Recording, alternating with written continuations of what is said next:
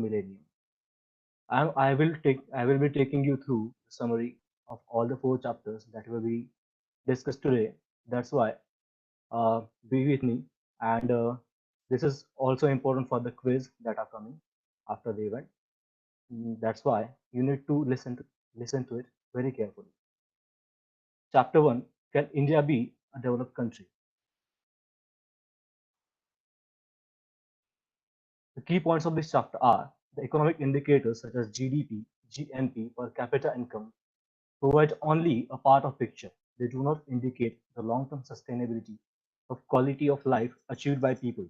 It does not make sense to achieve a developed status without a major, continuing upliftment of all Indians who exist today and of the many more million who will be added in the year to come. Issues of national security are no longer simple considerations of defense, but are closely intertwined with many aspects of trade, commerce, investment, as well as creation and use of knowledge base. A developed India should be able to take care of its strategic interests through its internal strength, its ability to adjust itself to the new realities. The vision for the nation is only possible through identifying its core strengths and building on them. Master of technologies, Mastering of technologies is the key to which the country and its people have to give importance. Even beyond developed, one cannot stop because it is an endless pursuit of well-being of our people. This is all about the first chapter's key point. This is basically the meaning of development understood by Dr. Kalam. The expected learning outcomes that you will be learning from this chapter are inculcating the meaning of development for which not the mere statistics but upliftment and sustainability of quality life for all. To preserve and prevail the independence of the country, one shall not rely on strategic interests, but also the people, the economy, and the technology. It is important that everyone should master technology in such a way that one can build a new, indigenous, sustainable, and economic technology. Poverty shall be eliminated as early as possible, and everyone should get their own chance of contributing to the development of the nation. The first vision of independence is achieved by our forefathers. The second vision of developed India, is on us to achieve. So this is what you will be learning in the chapter, that how the vision of developed India will be achieved. The second chapter is about what other countries envision for themselves. Other countries like the USA have the abundant natural resources uh, and the hard work and commitment of the adventurous and diverse people.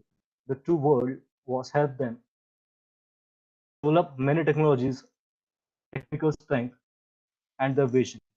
The Europe has technological foresight, and they adapted from each other. And the contribution of private and government sector have Europe's growth. Malaysia's holistic approach towards environment and technology, planned-funded research, and careful investment carried Malaysia to their vision. China's technology for practically everything, from immediate economic and social need to the future needs, are and well-planned vision document makes China a global force. Japan's systematization of long-term goals, 25 long-term technological visions, 25 years technology forecast, strategic business and trade policies, and citizens holding steadfast to their visions, all centered at the national interest. South Korea's strong will and determination helped South Korea have overcome their natural incompetency with technology as their core strength. Coming to Israel, from a very difficult circumstances, Israel overcame its immediate needs and grew on those immediate needs to become the leader while strengthening its strategic interests. The expected learning outcomes from this chapter are simple. It is good to read and to what others have done. However, the conclusions regarding what is good for our country are to be made by our own people. India's diversity is India's strength. Building on this with hard work and commitment, we can realize our vision. Natural incompetence, natural competencies might prove to be a challenge with disparity of income among people, but technological base for a vision will help us overcome those issues. Long-term vision and policies committed for them, including the long-term technological foresight, is an important trend observed among many of the developed countries. We need to imbibe the holistic spirit of environment and technology as a whole. Growth in technology can help us maintain the environment. Participation of everyone in the vision and their in-depth involvement, a vision for people, then people for vision is required. The third chapter regarding evolution of technology vision 2020, India's core competencies. Key points of the chapter are self-reliance and commitment to science and technology were declared policies, but often crucial economic and industrial decisions were based on technological imports or license production, both in private and public sectors. The Technology Vision 2020, established by TIFAC to counter the challenge of growing difficulties, realized that technology is the highest wealth generator in a shorter time, and so the technology vision was adopted. India has an inherent strength, or what we call as core competencies, in her ordinary, where the ordinary had created extraordinary achievements. India's human and natural resources base is one of its great competencies with great learning capability, entrepreneurial and competitive spirit. TIFAC, along with Dr. APJ Abdul Kalam, with about 500 people and the contribution of 5,000, have created a vision document we call as India 2020. Late Dr. Kalam firmly believed that ignited minds in our country will help in realizing the vision of India 2020. The expected learning outcomes from the chapter are simple. The core idea of independence shall come from independence in every sector. It is crucial to handle the economic decision independent of our important strategy.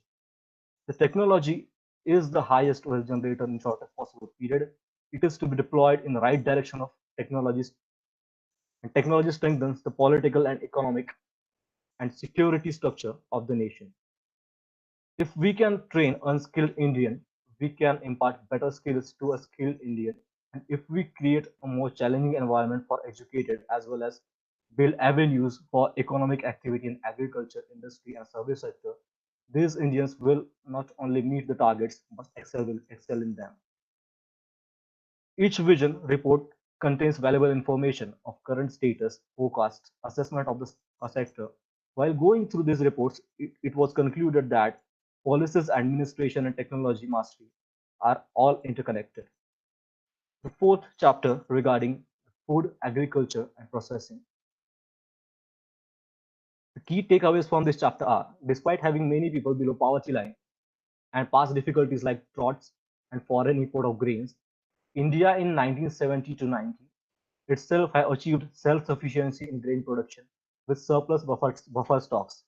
Imports are still increasing to accommodate growing population, while India has tremendous potential for increasing production.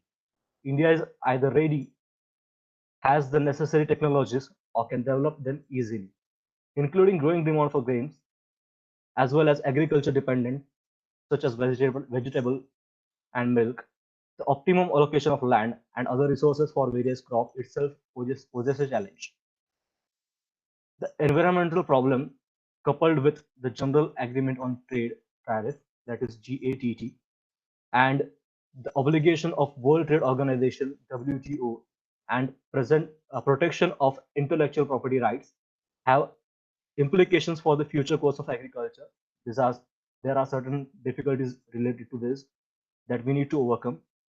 India needs to develop her biotechnology, agricultural technology use, water assessment and management, crop yield management, post-harvest, and agro-food processing in order to realize the agricultural vision. We cannot halt the vision for agriculture with today's sufficiency and shall not compare ourselves with others in this sector. Our dynamics is completely different. This is one of the learning outcomes of the chapter. The rise of technology is important, so shall the rise in agriculture-based processing industry. The trade and new technologies will always be influenced by external factors such as trade agreements, intellectual property rights, but we cannot isolate the agriculture from them. We need to find a way to counter them and realize the vision. Various technologies, including remote sensing, have touched agriculture. We have sufficient technology, or we can easily create such technologies to grow our agriculture sector. Different technologies, including crop modification, biotechnology, crop forecast, water, crop protection material, and irrigation techniques, should be made more accessible and cheap. In order for us to survive, the farmer should survive, and for the farmer should get the appropriate price for his products, and needed assistance for agriculture and agriculture related processing and industries. These are the four chapters that I have discussed, and this will be discussed in depth while the event goes on by various experts. Uh, I congratulate all on coming here, and I wish you to enjoy and learn from this event. Saili ma'am, over to you.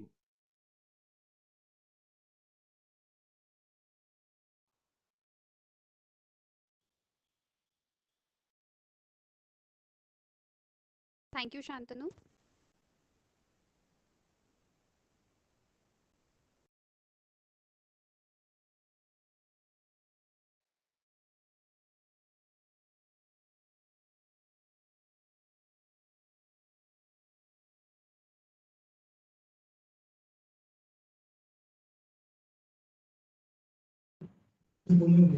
Nirupam,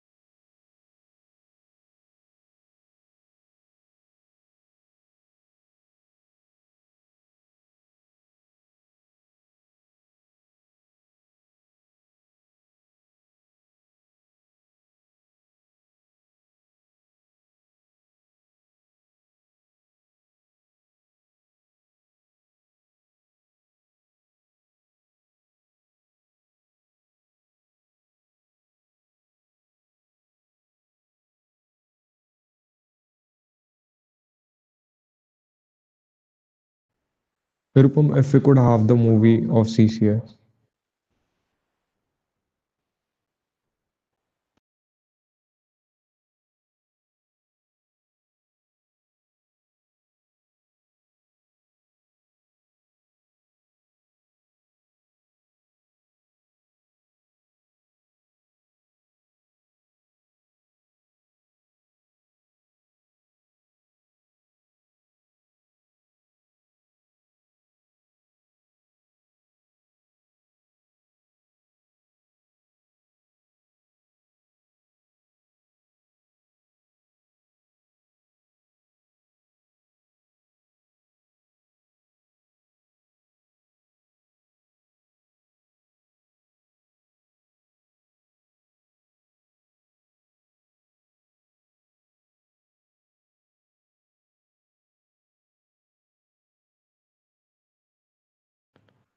Saili ma'am, we are done with the movie.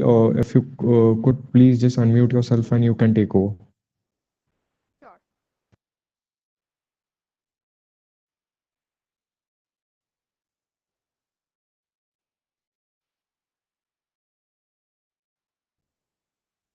If you fail, never give up because fail means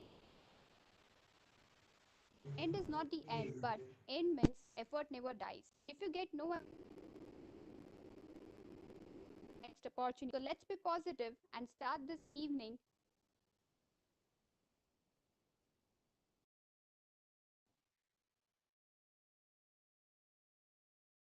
I, Professor Sairi Karai, take immense pleasure of being your host this evening and welcome you all to the grand finale of for APJ Abdul Kalam, that's India 2020. The world is full of diamonds and gems, and we are having some of them here today. Build the event in a beautiful manner.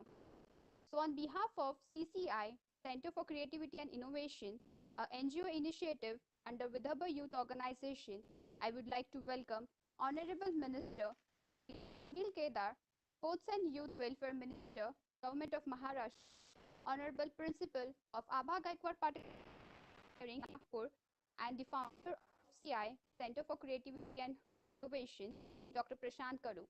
Our eminent speakers and experts for today, Honorable Dr. Sanjay Khadatkar, Professor Shri Vaji College, Akola, Honorable Dr. K.C. Vora, Senior Deputy Director, ARAI, under Ministry of Heavy Industry, Government of India, Pune, Honorable Dr. Virendra Kumar Vijay, Professor IIT Delhi, and National Coordinator, Nat Bharat Abhiyan, Government of India, all the participants from across the state of nation and organization, teachers, students, and all the other staff members of our organization.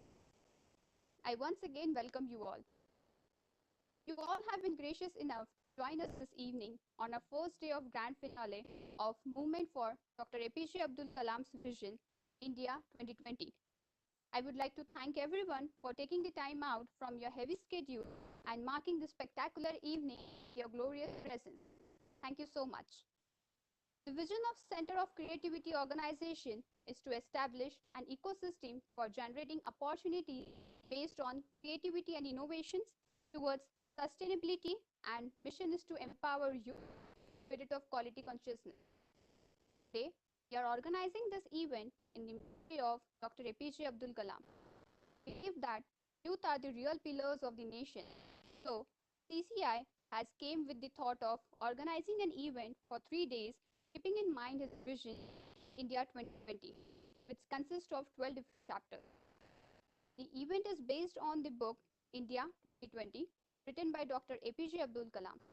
The book strongly advocates an action plan to develop India into a strong and developed nation, aiming to spread awareness, help understand, and involve every substrate of the society for the vision of India 2020. We have very specific and confirmed agenda invited the Sports and Youth Welfare Minister, Government of Maharashtra, Honorable Minister Shri Kedar. Almost more than 2% of country's population is youth, and due to the pandemic situation, majority of the youth have got frustrated. So, such a situation, we feel that Sir would be the real guardian of our youth.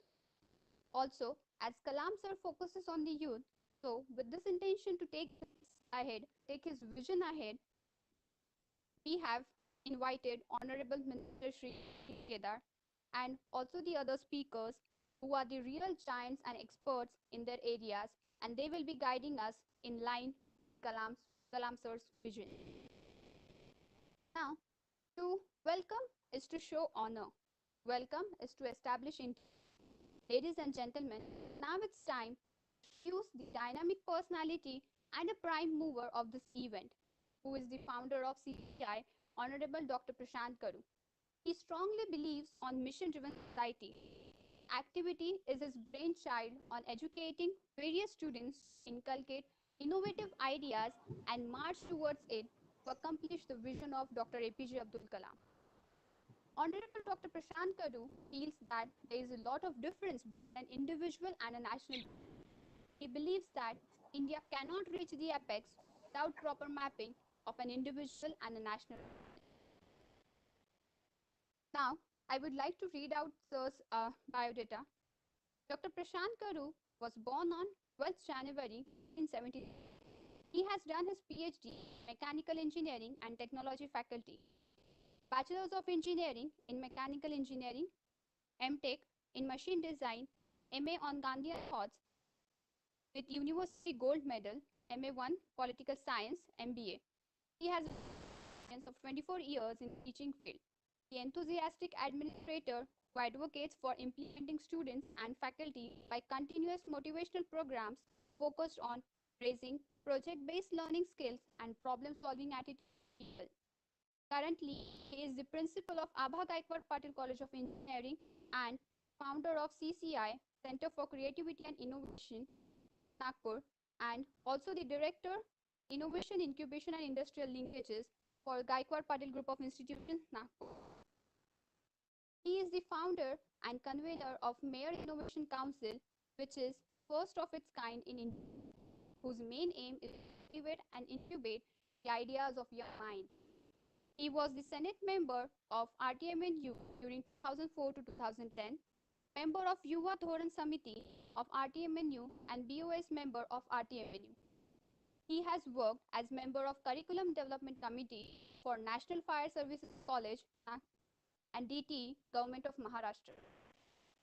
When he was in Priyadarshini College of Engineering, Nagpur, he has worked as a training and placement officer from 2013 to 2014, IISL in charge from 2013 to 2000, National Service Scheme Program Officer from 2013, and laboratory in charge from 2000 to 2016.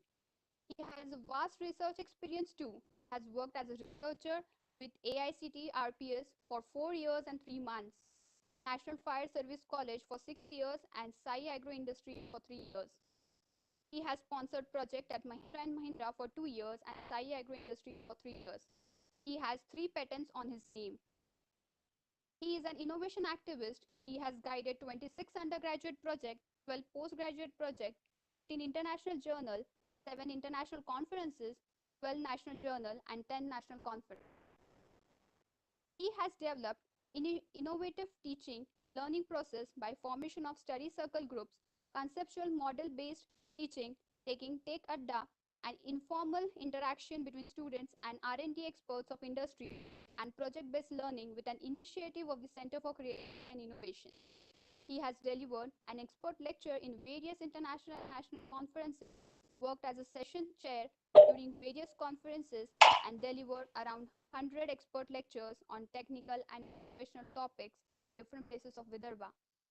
He has organized national as well as international conferences, workshops, association with various professional organizations, and STTP and FDP on different topics.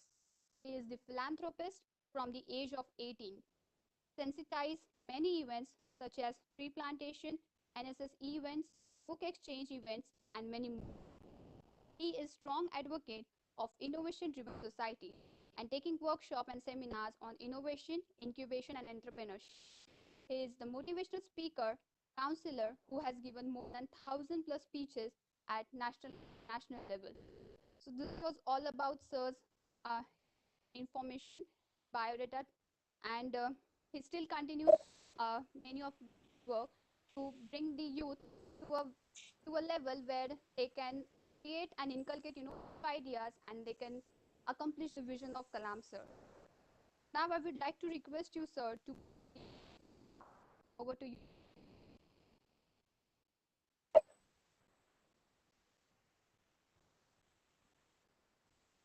Very good evening, all. Dear friends, it's a great day for we all because we are going to discuss about a vision for the nation which has been embarked, put forward by legendary Dr. APJ Abdul Kalam sir. On behalf of Center for Creativity and Innovation, and my own personal behalf, I welcome all the participants for this knowledge festival. Friends, any festival cannot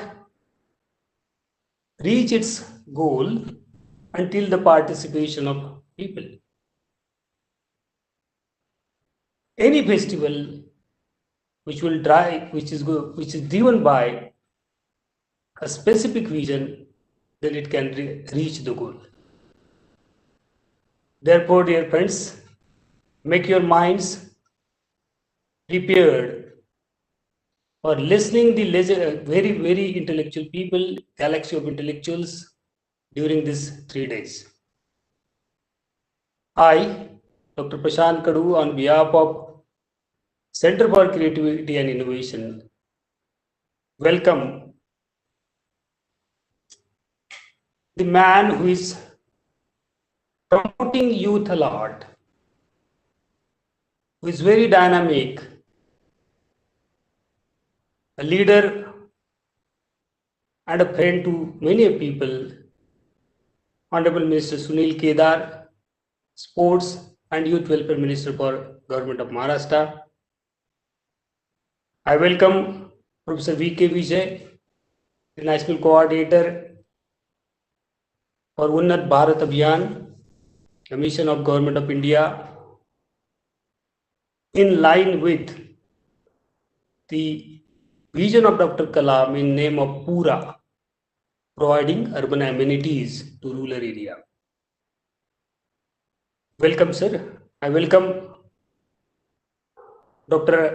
K.C. Ora, Senior Deputy Director, RAI, Automotive Research Association of India, under Ministry of Heavy Industries, who is instrumental in delivering many automotive policies for the nation, who is also a leader in automotive development through BAHA, an event of SAE, Society of Automotive Engineers, and he is motivating youth to involve themselves in development of automotive industry. I welcome Dr. Sanjay Khadakkar, the well-known economist, who developed the Yuva Dhoran youth policy for Rashtra Sant Tukaji Maharaj Nagpur University under the capacity of representative of Honorable Governor in the Senate of Nagpur University. I'm privileged to work with him in delivering the Yuva Dhoran, the youth policy for Rashtra Sant Tukaji Maharaj Nagpur University. I happen to be Senate member of Nagpur University also. Welcome the dignitaries, and very importantly, I welcome the participant for this program.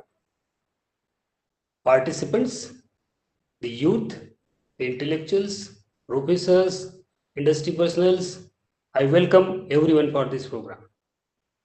Friends, Dr. Kalam always used to say, dream, dream, dream. Dream transforms into thoughts and thoughts result into action. Today, on line of Dr. Kalam, we will be dreaming to the presentations of these intellectuals and put yourself in the thought process. What else the experts will be presenting before you about different chapters of this book. Kalam has written the books this book earlier in 1998, and I don't know, I doubt how many of us have gone through this book. But as this year 2020 is going to end, we feel at Center for Creativity and Innovation, in association with my own college, Patel College of Engineering, let us derive, let us work on a moment throughout the year 2020, organize different programs in memory of this book. We organize many activities, and this is a grand finale. During this grand finale, we will be having 12 expert lectures in these 3 days by eminent experts from their area of expertise, in line with the book India 2020. Though most of us must not have gone through this book, but I request you all, I urge you all, before start of year 2020, just go through that book. Listen all these 3 days, all the programs, ask questions, interact with the intellectuals, put yourself in the thought process, put yourself in the great dreams. And these dreams and the thought process of the people will make the thought for yourself. And this thought, work on this thought for coming years. And as Kalam said, dream transform into thoughts and thoughts result into action. Let us be committed today, though the corona have put us in a very distinct situation, but 2020 will be our, and with this hope, participate in this activity. Friends, this grand finale will be focusing on some specific agendas, likewise making you as a partner in the developmental agendas of the country. Development cannot be achieved only by government policies. The intellectuals, the administrative definitely make different policy. They work on that day night until it reaches to the masses, until it becomes people movement. Any policy cannot result into action. If you want to make this country a developed nation, then make the policies of government as your own policy.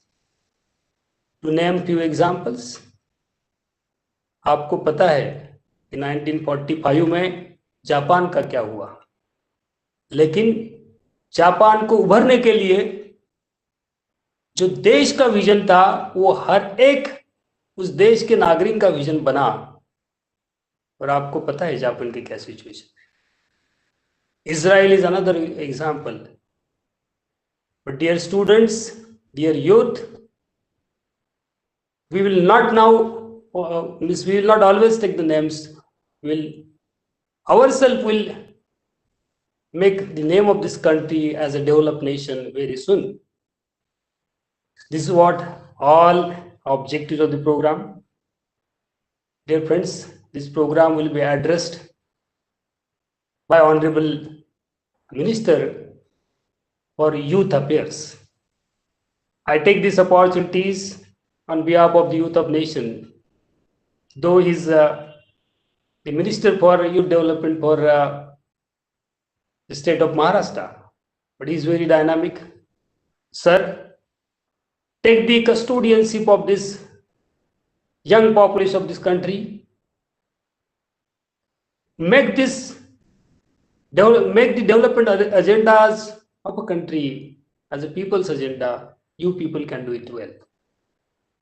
I request the National Coordinator for Unnat Bharat Abhiyan, Professor V.K. Vijay, use the 52% of the population, make people like us as a partner. CCI, Vidarbha Youth Organization, my own college, Abba Gaikwad Patil College of Engineering, and our associate colleges in Vidarbha will be happy to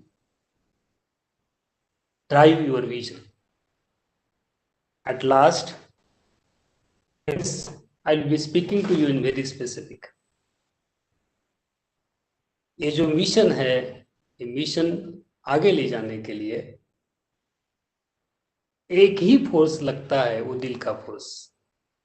वो दिल का force, आप जो दिल और दिमाग के साथ कोई एक्टिविटी को, कोई चीज को एक्सेप्ट नहीं कर पाओगे, करोगे, तब तक ये अचीव नहीं होगा. The very objective of this program, the grand finale, for a moment of Dr. APJ Abdul Kalam's vision 2020, India 2020, will have the result when at the end of this program on 29th. If you come up with some result, if you come up with some ideas, present these ideas on the platform, join Center for Creativity and Innovation. I will make it sure that we will definitely convert this your idea into a realistic model through systematic approach.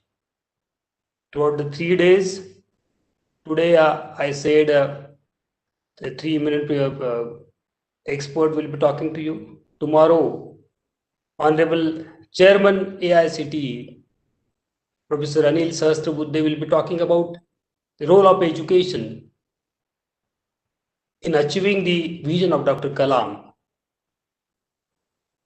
You are invited to join again.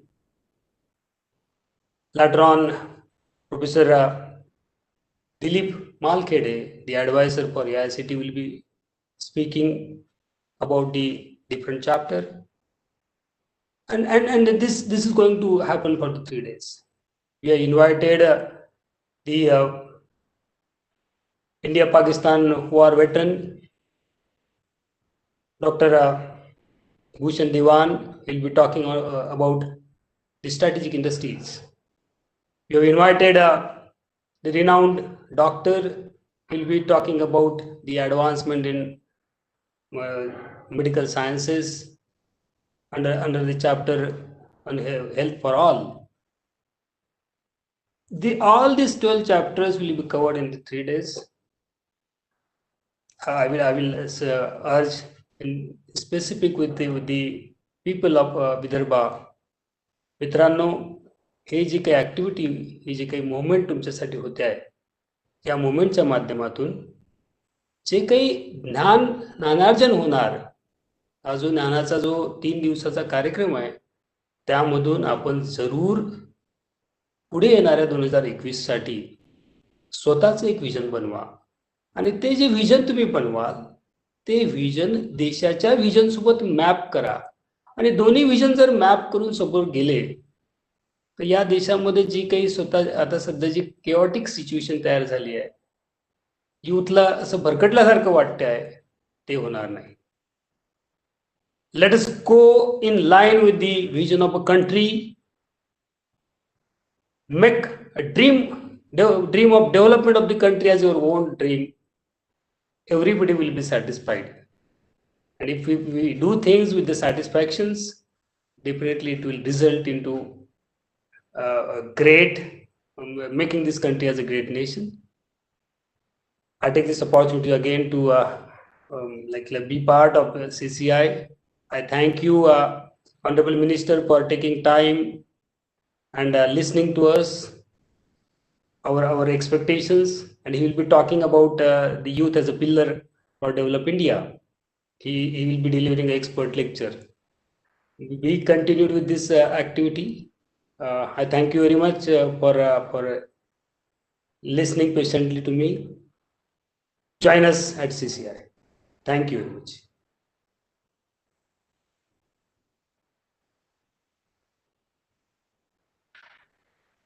Thank you so much, sir.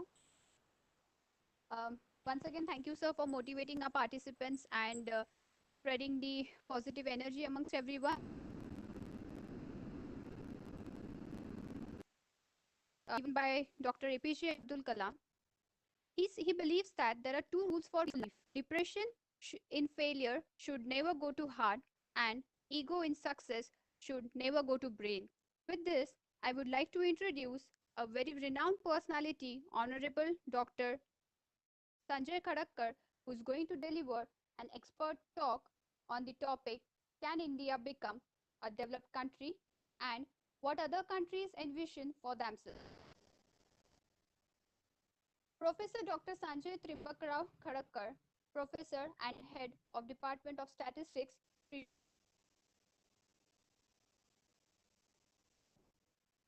he has completed his MSc in Statistics and MA in Economics, PhD, Diploma in Mass Communication and Journalism, former expert member, Vidarbha Statutory Development Board, Honorable Chancellor's former nominee on Management Council, RTM Nagpur, Academic Council member, YCMU Nashik, member Finance Committee, YCMU Nashik, former member, District Planning Committee, Amravati and Akola districts, member Board of Examinations and Evaluation, SGBU Amravati University.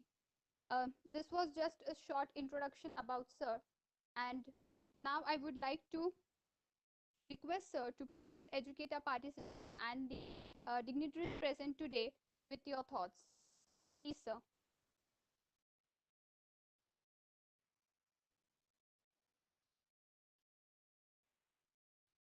Sir, am I audible?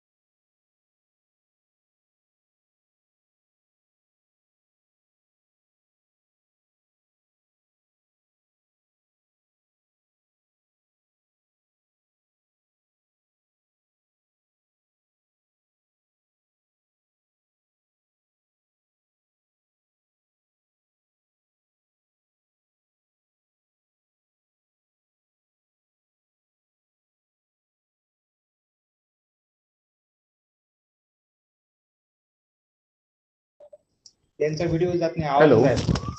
आवाज जायला. Hello. Hello.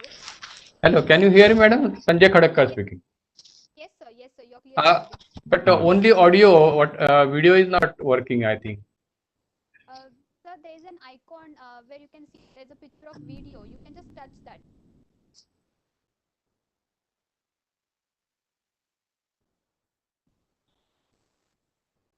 No. Mute and unmute. Okay. Okay, I can deliver lecture. That will do. Okay, madam. Okay, sir. तुमच्या mobile phone बघू. Namaskar.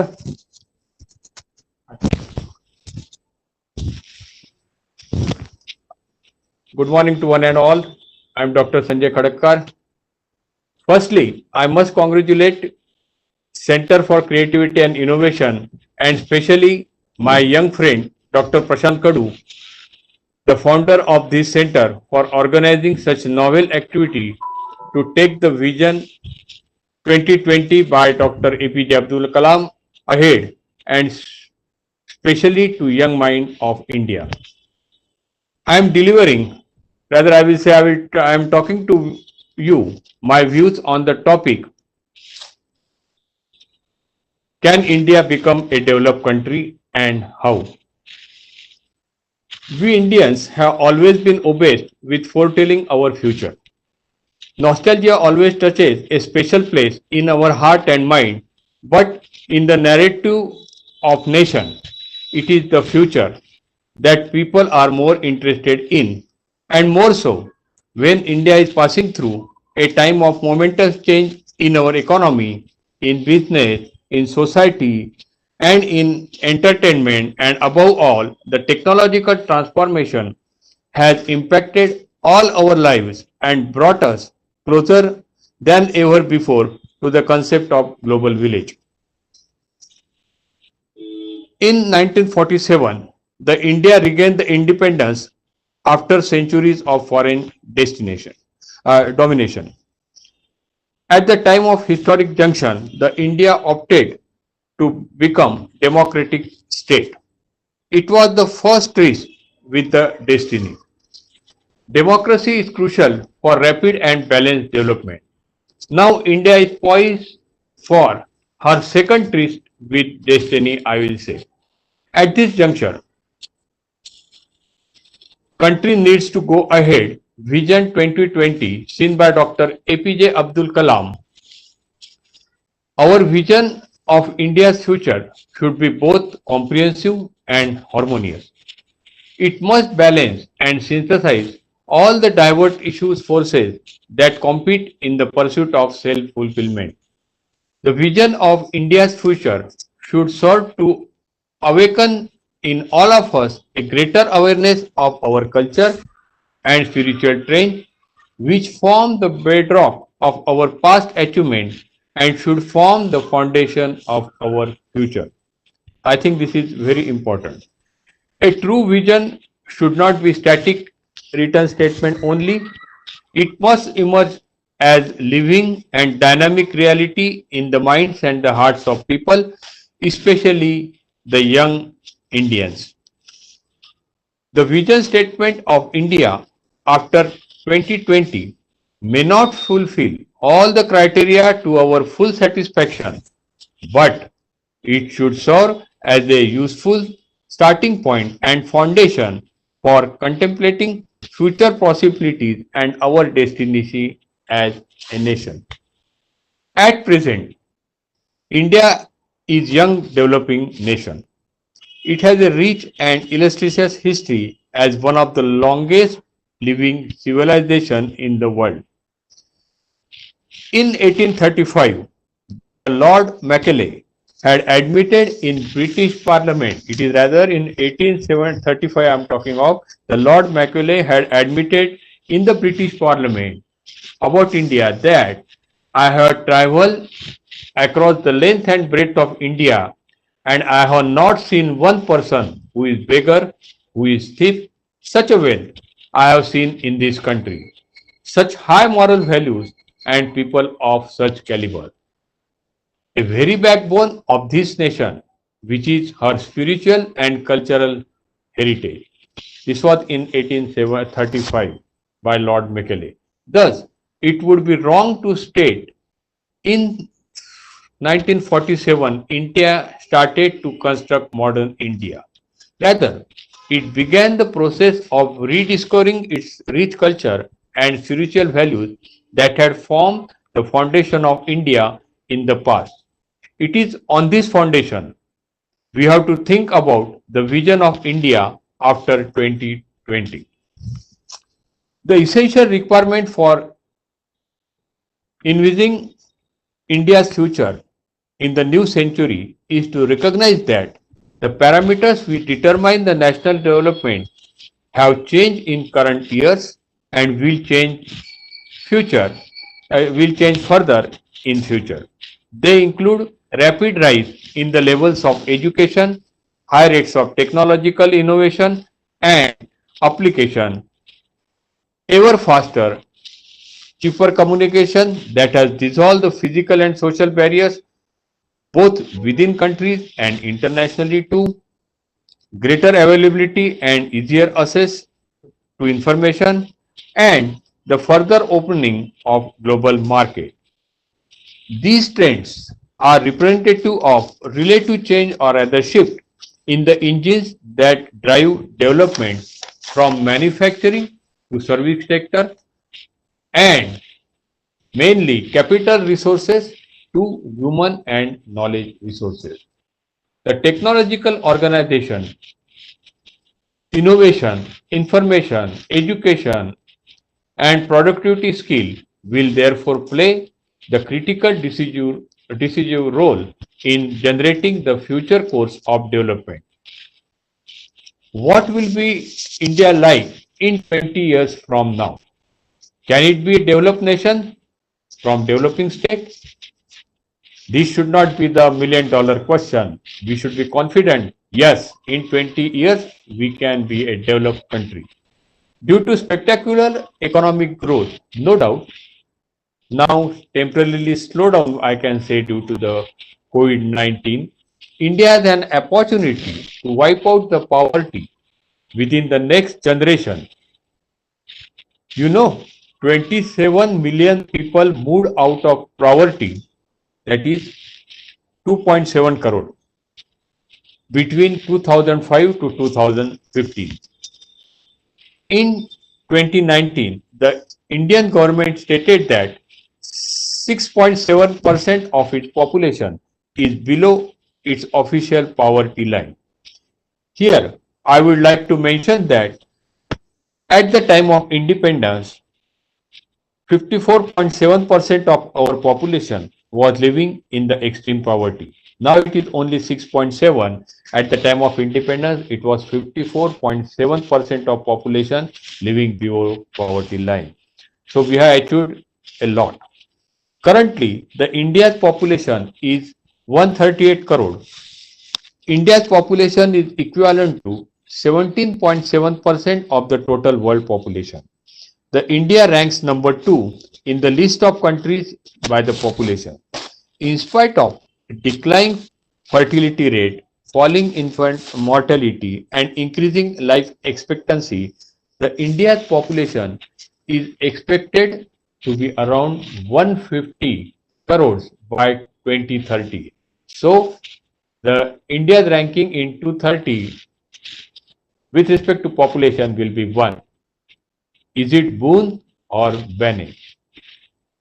The India's working population will increase around 12 million per year until 2030. With the average, India will need to create 6 to 6.5 million jobs per year until 2030. I will repeat, India will need to create 6 to 6.5 million jobs per year until 2030. India has been creating employment for about 5 to 5.5 million people every year. This means every year 1 million new entrants seeking employment cannot find productive work. This is rather somewhat say it's not good news. So India's greatest challenge will be to provide employment opportunity to all job seekers. For that, major changes in economic policy and strategy will be needed to eliminate the current backlog of more than 31 million unemployed job seekers and assure employment opportunities for all the additions to the labor force. In which fields these additional job opportunities should be created?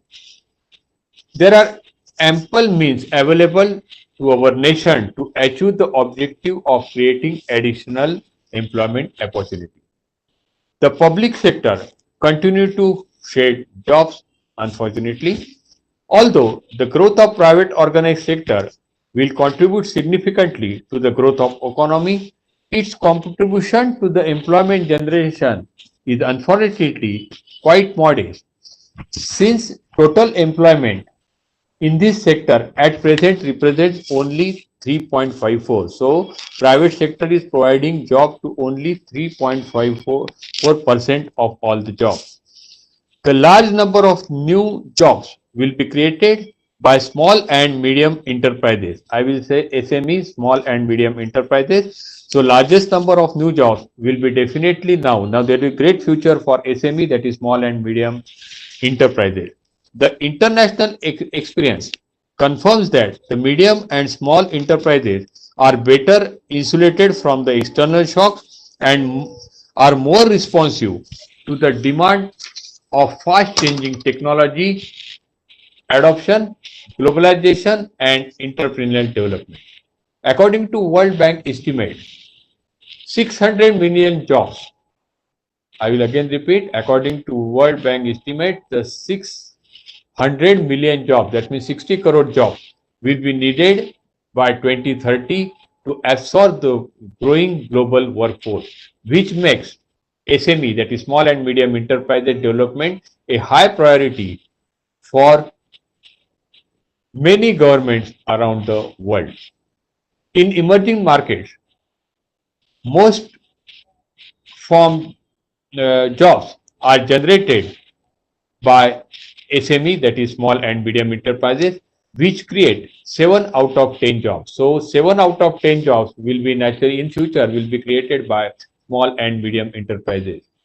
The high potential sectors are and definitely will be commercial agriculture, agro industry, agro business, forestation of pulp, electronics and capital goods, chemicals, textiles, auto and auto companies, fuel and power, retail and wholesale trade, tourism, housing and construction, IT and IT enabled services, transportation, education, pharmaceutical and medical devices, financial services, etc. So here the students will have future or employment can be obtained and more scope will be there in above sectors. For the growth of productivity, income and employment opportunities, education is prime foundation. So naturally for the employment opportunity, for growth of the productivity, basic thing required is the education. The literacy is an indispensable minimum condition for the development. So literacy must be considered the minimum right and requirement of every Indian citizen.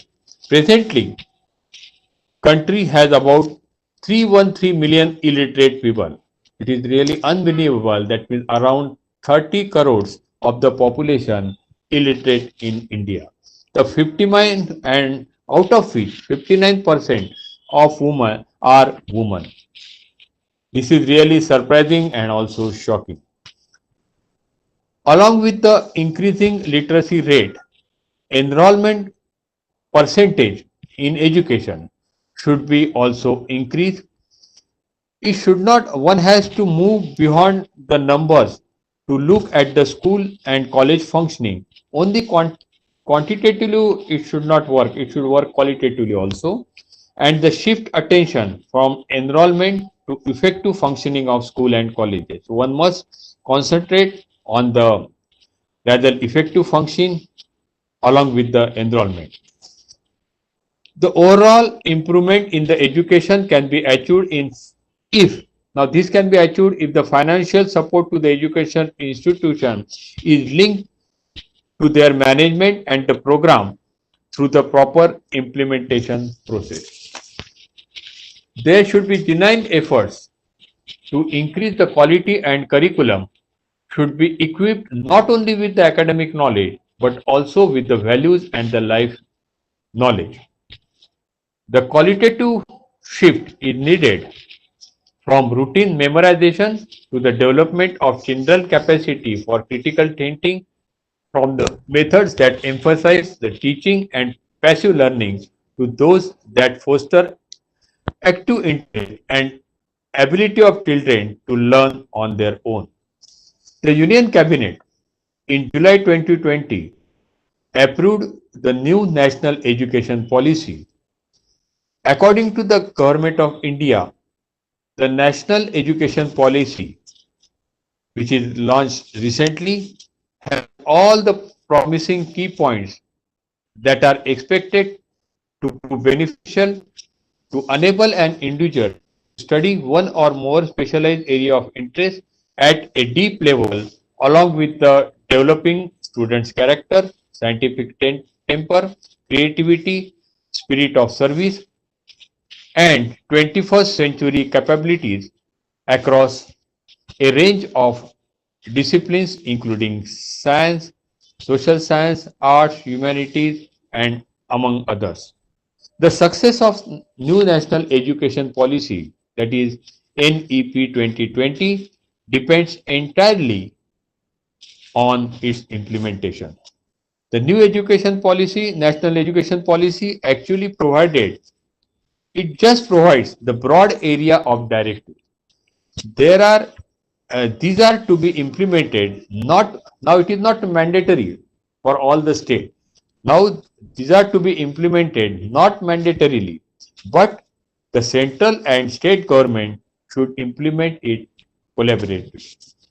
The government has set up a target of 2040, now 20 years that is span, to implement the entire national education policy.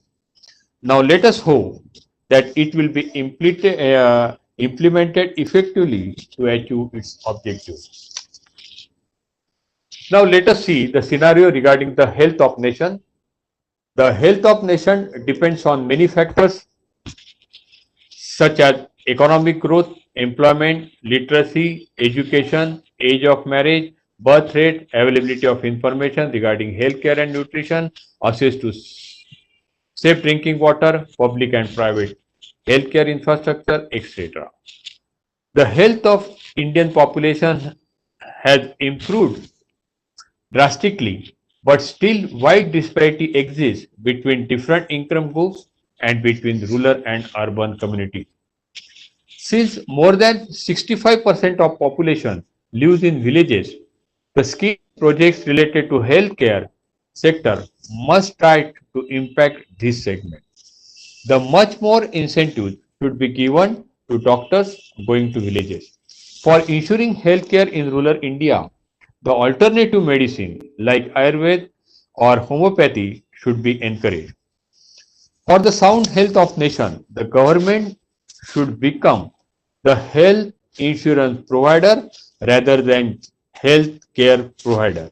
I will again repeat, the government should become health insurance provider rather than just health care provider.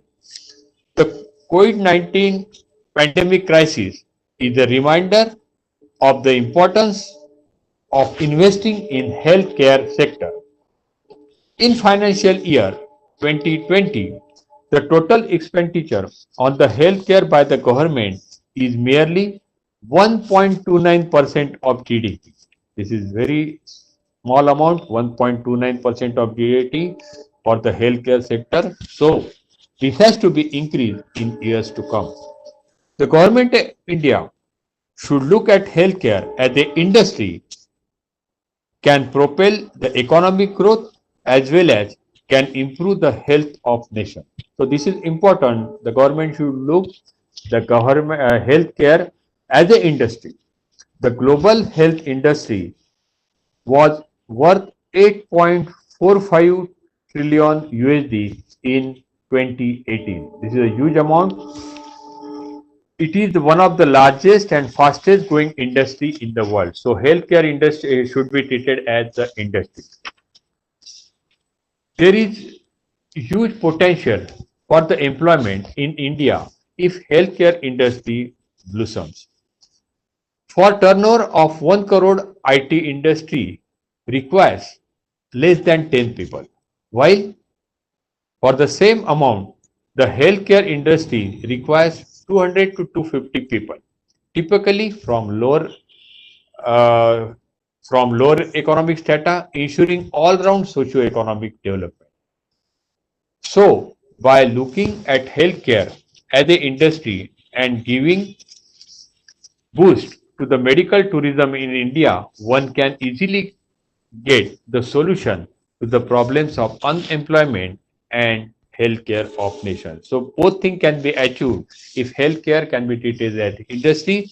It can solve the unemployment problem to some extent, as well as the health of nation will be taken care of. The key component of rural development is the provision of roads for connectivity, access being essential for socio-economic well-being.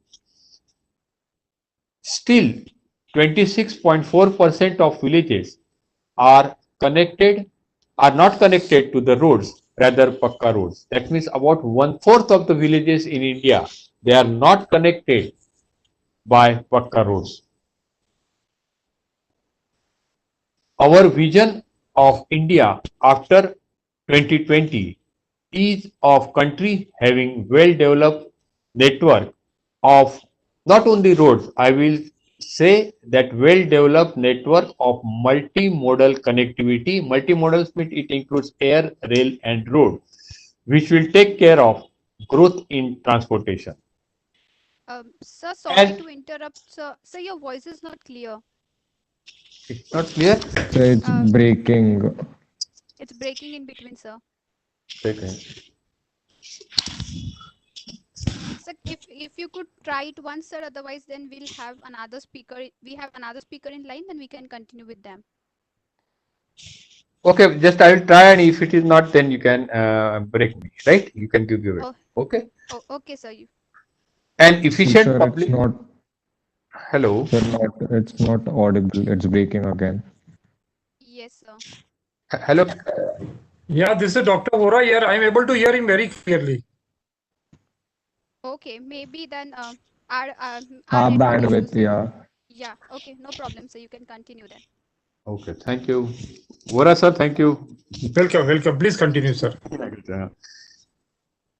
An efficient public transportation system should be also essential for the reduction in the population. For pollution-free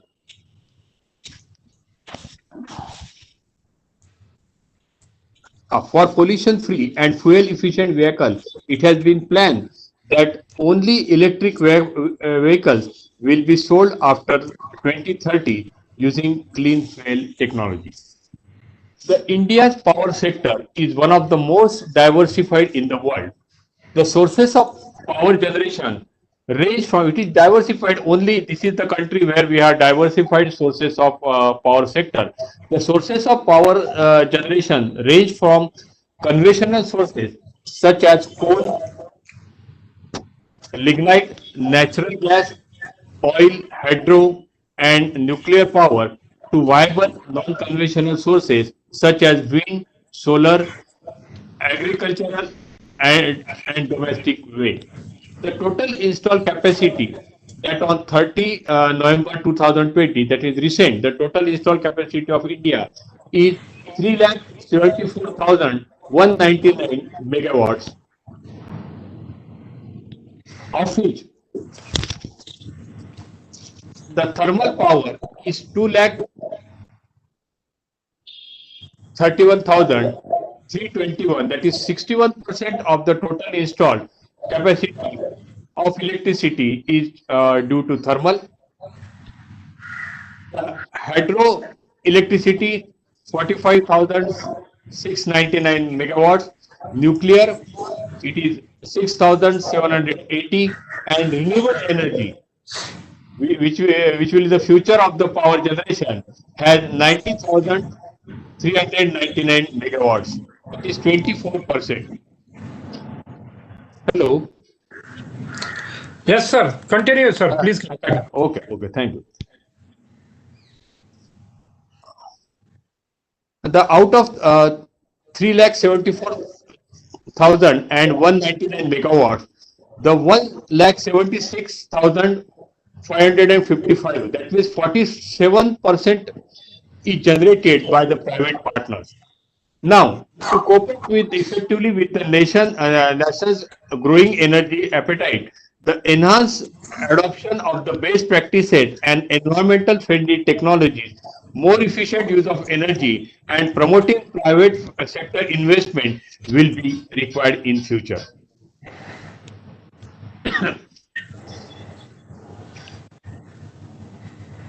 The India possesses 17.7% of world population, but just the 4% of world water resources. Now I am coming to the water resources. The India's population is 17.7% of the world population, but its water resources is only 4%. This is very alarming. The around 80% of its area experiences the rains of 30 inches or more a year. That is 80% of our area receives 30 inches or more in a year. However, this rain is not uniform in time or geography. Despite extensive river system, safe clean drinking water as well as irrigation water supplies for sustainable agriculture are in shortage across the India. In the part because it has harnessed a small fraction of its available and recoverable surfaces water resource. India harnessed around only 20% of its water resources. So it is also challenging for us. We harness only 20% of water resources. The total water consumption is expected to rise in future By 2030, the country's water demand is projected to be twice the available supply, implying the severe water scarcity. Basically, India is not poor in water resources, but it lacks in the availability effectively capture and effectively utilize the available resources for maximum benefit. Both rural and urban resources can be substantially enhanced by widespread adoption of air water harvesting techniques designed to capture runoff water during monsoon season and channel to recharge both surface water and underground aquifers. Though the overall water resources are adequate to meet the requirements of the country, the water supply gaps due to temporal and spatial distribution of water resources can be bridged by interlinking the rivers of India. Now, this can be the very challenging, or no doubt, interlinking of rivers is important, I think, in future. The total water resources going to the sea are nearly 1200 billion cubic meters. So 1200 billion cubic meter is waste. So that water goes into sea. The projects to link some of the major rivers together could channel surplus from flood prone areas into drought prone areas, create millions of hectares of additional irrigated land, and generate millions of additional employment opportunities in construction, agriculture, energy, trade, and industrial development. Given the vision, India can Uh, convert the uh, hello. Sir, sorry to interrupt. Sir, actually, we are running late of time and we have other speakers also, and the Okay, minister, okay, sir, is also going to join on time. So, okay, I would please request you if we can just wind up it over here.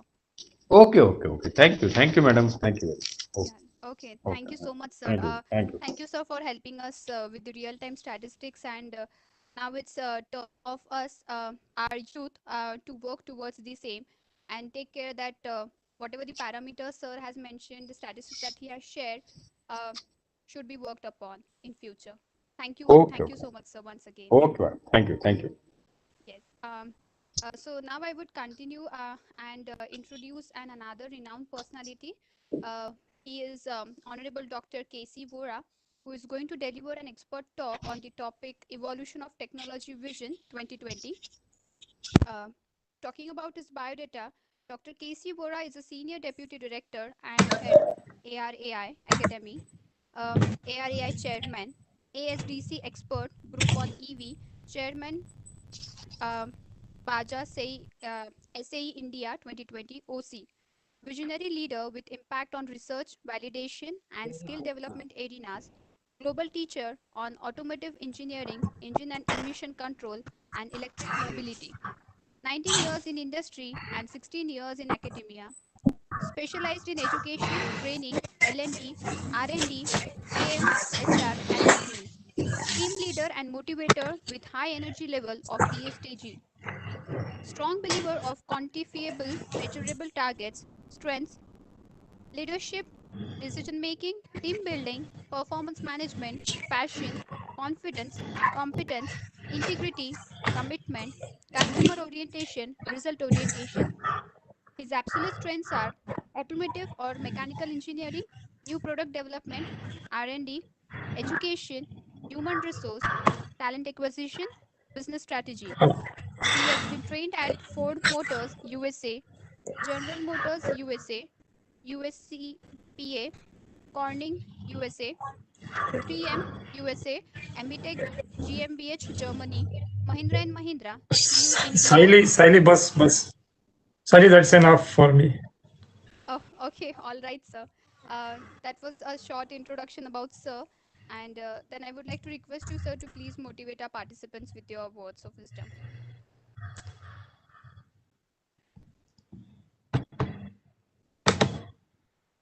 Over to you, sir. Yes, sir. Thank you very much, Siley. Are you Not yet, sir. now? Uh, Still not visible. Yes, it's visible, sir, now. Sir, it's Okay, visible. thank you. Yeah, and I'm also visible, and my presentation is also visible, right? Okay. Yes,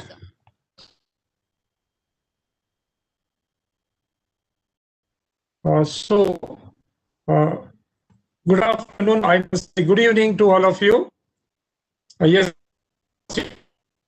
for me, a teacher, that's more than enough. As you know, I have been in the teaching field from last 15 years at AII.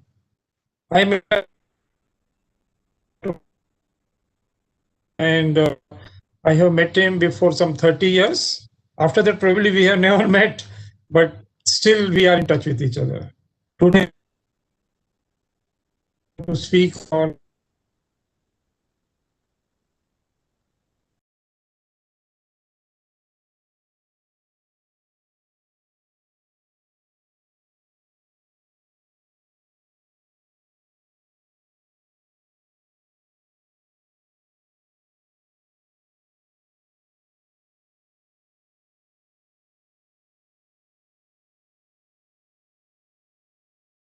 Abdul Kalam, clearly mentioned needs to become a developed country, then it has to become only through the technology.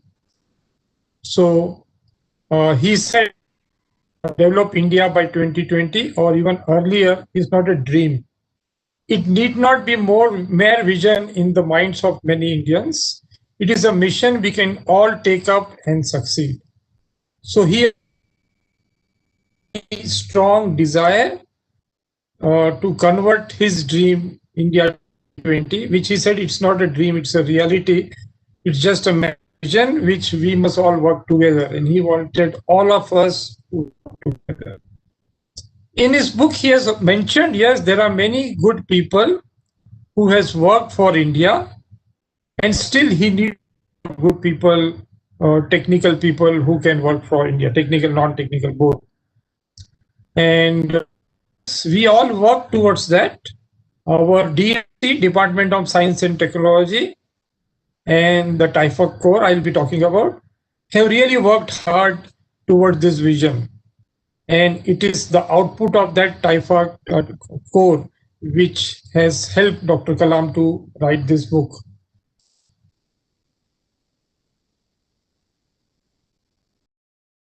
That there are the 5 main areas by which India should be developed: agriculture and food processing, which has to be developed; infrastructure with reliable electric power. If I can close this, how do I close this? Yeah, okay. Infra power, providing urban amenities to rural areas and increasing solar power, high-tech science, technology. So solar, wind, all these have already come to India. Education and healthcare, directed towards literacy. So my friend talked about the population, social security, and overall health of the population. And Dr. Sastrabuddhe is anyhow going to talk about education. And then ICT, information and communication technology. Dr. Abdul Kalam clearly felt that if we need to succeed and become a developed nation, ICT would play for increased e-governance, to promote education in remote area, in telemedicine. So you must have seen that we have already started using ICT to promote education in remote area, also in cities. Because of this pandemic, from last 1 year, we have been using more and more of ICT. And the last important critical technology and strategic industry, the growth of nuclear technology, space technology, and defense technology. All these 3 technology are very, very important for us, even from defense point of view. So Dr. Kalam saw the following as initiators of technology innovation. He had a very strong affection towards ISRO, Indian Space Research Organization, CDOT, Center for Development of Telemetric, and Forecasting and Assessment Council. And I think whatever he wrote in this book, these 3 organizations were directly, indirectly reflected in this book. and these three are really a strong organization.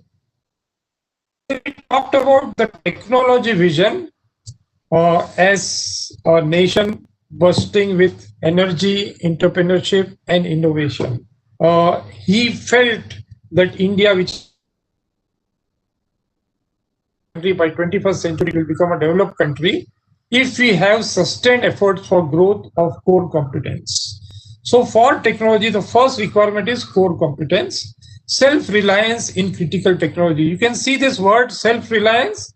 It is nothing but Atmanirbhar, right? Our Prime Minister is talking about Atmanirbharta, and that self-reliance word is here. You can see that this was coined in 1998 by Dr. Kalam. Strategic industrial infrastructure and all leading to technology leaders. So we will require leaders who will make India as a technology leader, right? And we are moving towards that. So let us see what vision he had. Dr. Kalam felt that technology is a core strength of the nation. If India has to become a developed country, we need to have technology for topmost criteria, and grooming technology from seed up to a fruit bearing a tree is an art, science, and specialized enterprise in itself. So we just don't require technologists, we also require artists, we require scientists, we require all people who can support us to move towards a better technology. And he said that the growth of human lives and developed nations. So he gave an example through a table that how every year the technology came forward and how people were impacted and how nations were developed because of that. So Dr. Kalam wished to focus on the technological imperatives for India to develop her internal strength, keeping in mind the following dynamic dimensions. The people must be at the center of this all technology vision. The overall economy, so the technology must be such which supports people, which supports the overall economy towards the GDP of the nation, which supports the strategic interests and strength. And he knew that this with time everything is going to change, and so there is a need of continuous change. So whenever we look into these dimensions, the time and the change needs to be addressed at each and every year. With this technology, start discussing, and he talked to Taifekor at DST, and he formed a big group of people who started working on these various areas. He divided the various areas, which I'll show you in the subsequent slide. And we must also not forget Mr. Y.S. Rajan, who sat with Dr. Abdul Kalam to help him to write this book. So there were various discussions like India's past and present technological performance and what could be feasible. What is the highest wealth generator? What should we do technically so that it will generate highest wealth, so that it will become, the economy would be better. If it is deployed in the right direction, technology strengthens. For India, technology to be the vision for the future. And technology can transform multiple areas such as education and training, agriculture and food processing, strategic industry and infrastructure in various fields. So this is what the discussion happened, and discussion, certain objectives and methodology were described. Provide direction for national initiatives in science and technology to release a vision for India up to 2020. Provide a strong basis for policy framework and investment for R&D in the government and the private sector. Of an integrated science and technology policy both at the state and national level. This is where DST and Taifekor became a very prominent center who can take forward these objectives and methodology. So India needs core competency. India needs a strong human resource base and natural resource base. So Dr. Kalam was sure that if there is no strong human resource base like all of us, and not a strong natural resource base like what we have in the country, the mines, the metals, and all these are natural resources. And then he said that a targeted approach to bring millions of families under the poverty line. My colleague talked about it. Generation of nearly 10 million of new employment opportunities. And he said that every year the population is going to increase and we will require more and more new employment opportunities. Eradication of illiteracy, concerted efforts to raise primary and enrollment rates and minimize dropouts in the schools, improved public health to reduce infant mortality and child malnutrition, massive investment in power generation, telecommunication, and other physical and social infrastructure, extension of technology capability to raise productivity in agriculture, industry, and services. He gave importance to agriculture and industry and also services. He knew that in future services are going to play a major role, and poor people without any much investment they can get invest into service, becoming a more important player in the world economy in terms of that's what we with this government and with this prime minister.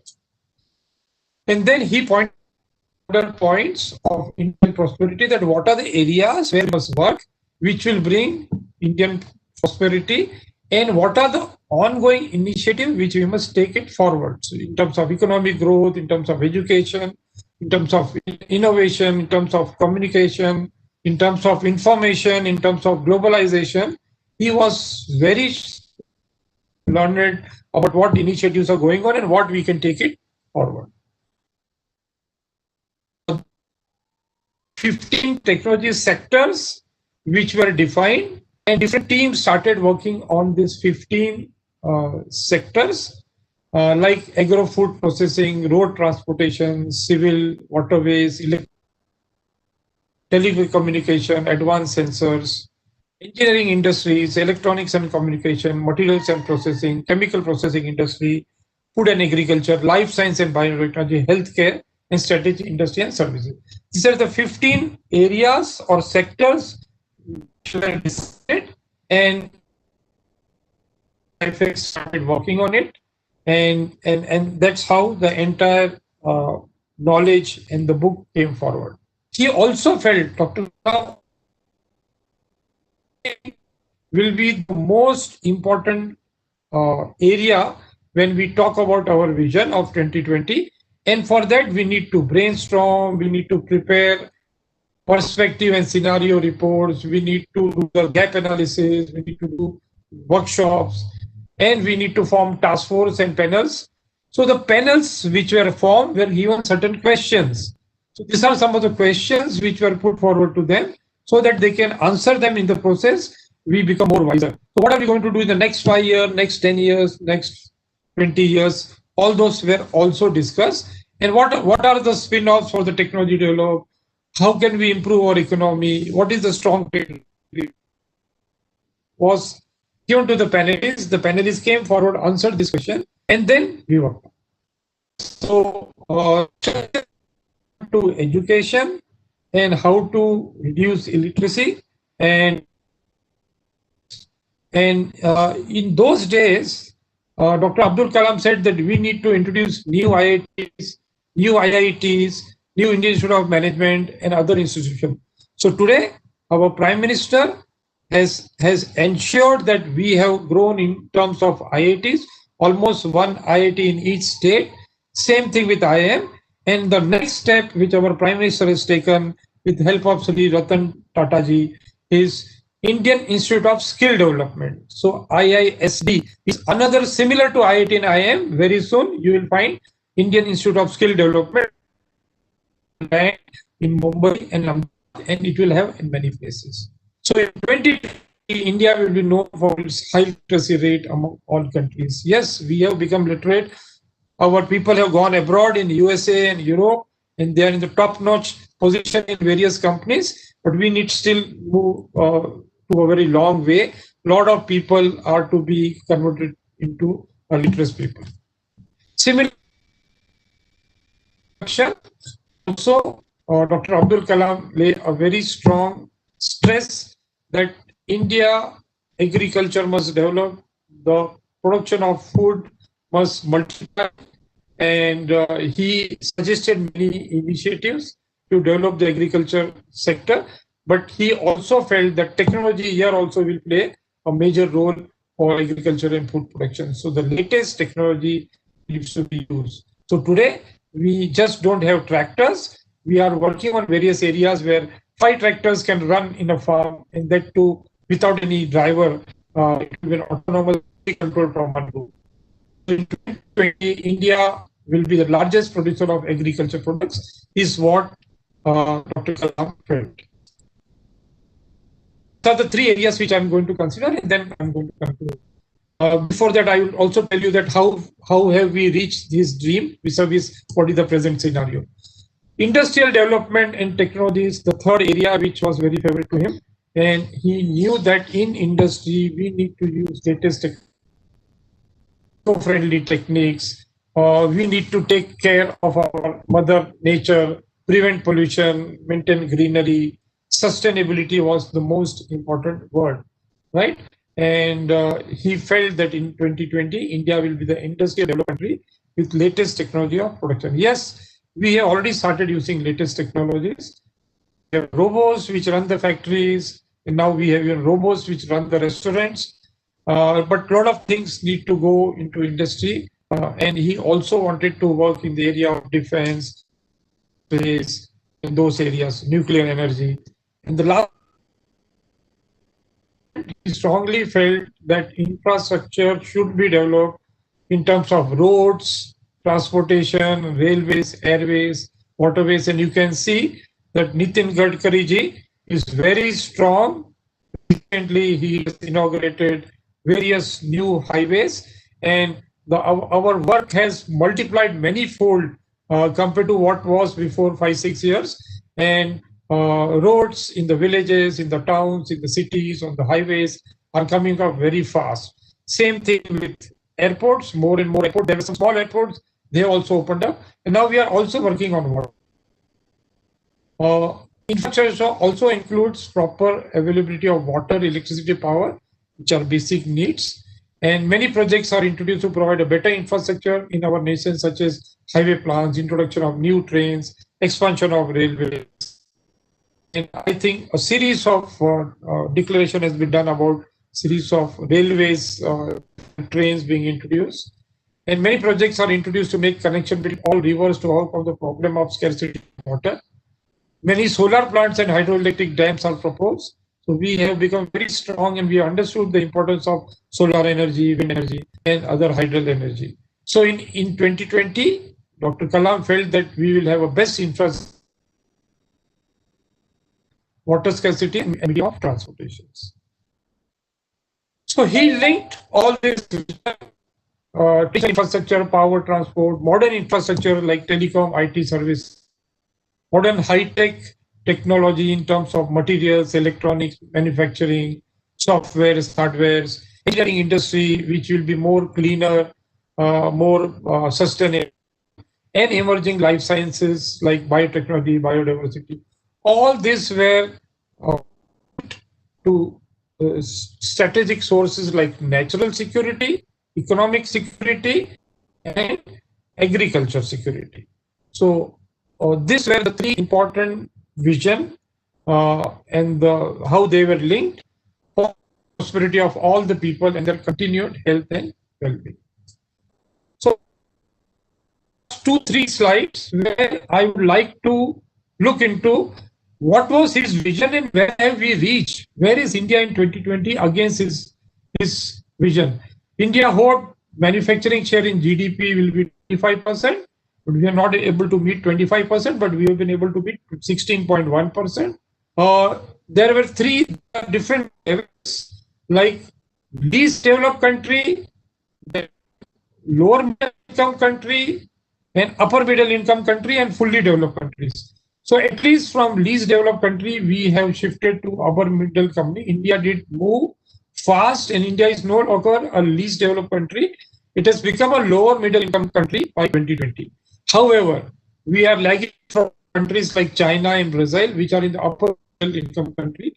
And we need to move towards the upper middle income country in the next 5 years. And maybe by 2030 or 2035, we become a fully developed nation. The vision was of training 500 million people by 2020 yes, we were not able to train 500 people. The percentage of skilled youth moved up from 2% to in 2000 to approximately 5%. Not much was done here, but with the present Prime Minister's pet project Skill India, this is going to move very fast now, hopefully. Similarly, in terms of education, doctors explain, but we have approximately 1,000 universities now compared to 213 in 1998 when he wrote this book, and we aim another 500 universities to build up, and that's what we will hear from Dr. Sahasrabudhe.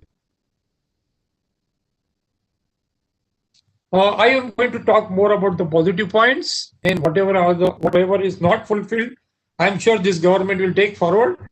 India has done extremely well in field of IT, communication, pharmaceuticals, space, aerospace, and automotive. It was predicted that IT industry will employ 2 million people by 2010. Today it is 3 and another 8 million in the ancillary industry. India has 760 mobile connections today against 1 million in 1999. So you can see the jump from 1 million to 760 million in 20 years. Airline traffic was 14 million in 2000. It was expected to be tenfold, that is 140 million, whereas we have crossed 300 million. So almost double than what Dr. Abdul Kalam dreamt.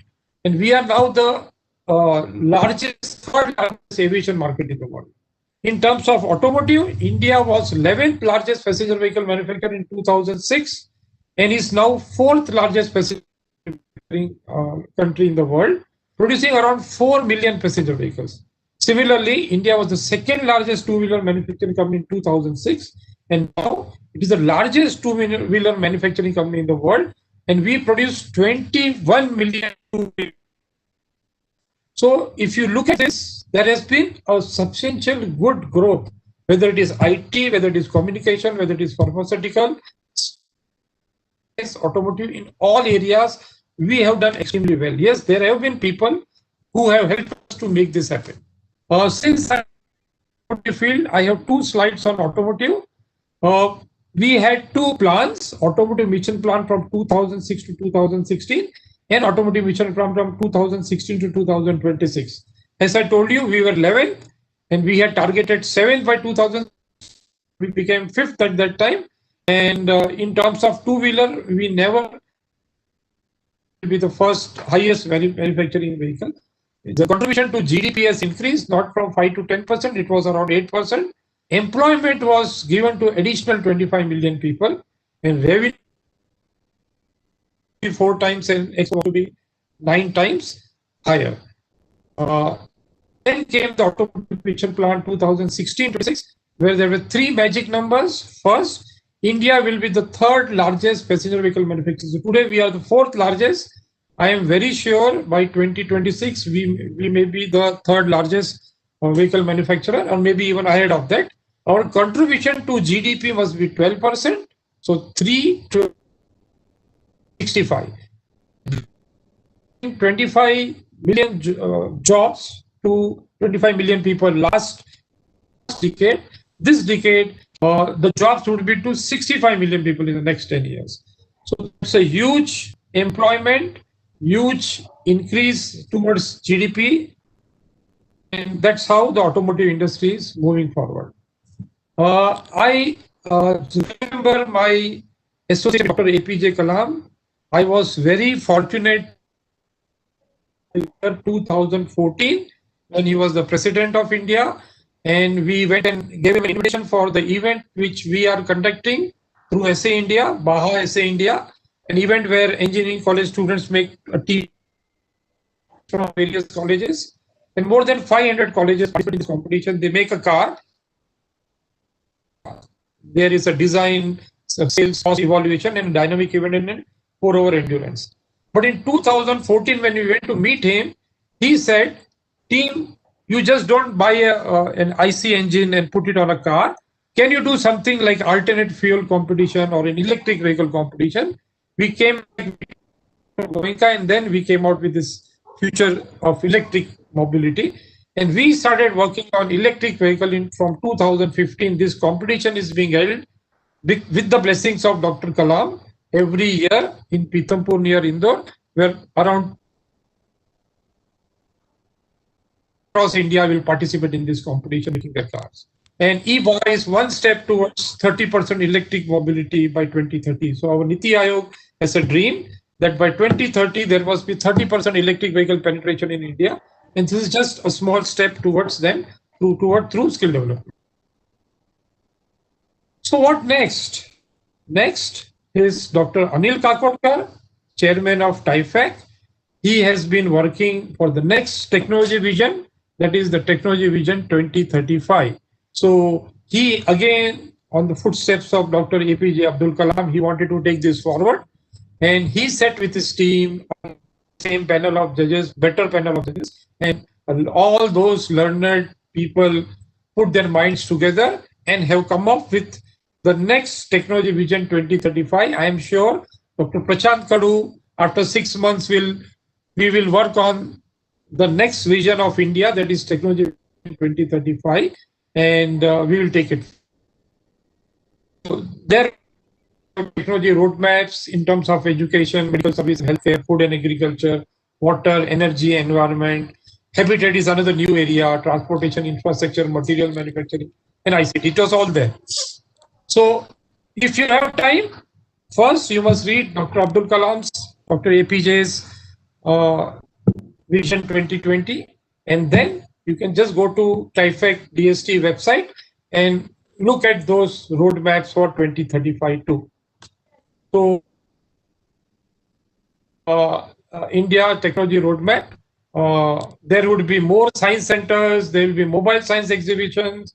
They have suggested various internships in the colleges, like stage 1 internship for a month or two, stage 2 internship or a project for 6 months, and a strong support to new startups, research parks, and so on. So a lot of research parks are coming up, and we can see that how everyone is working hard towards meeting the dream of Dr. A.P.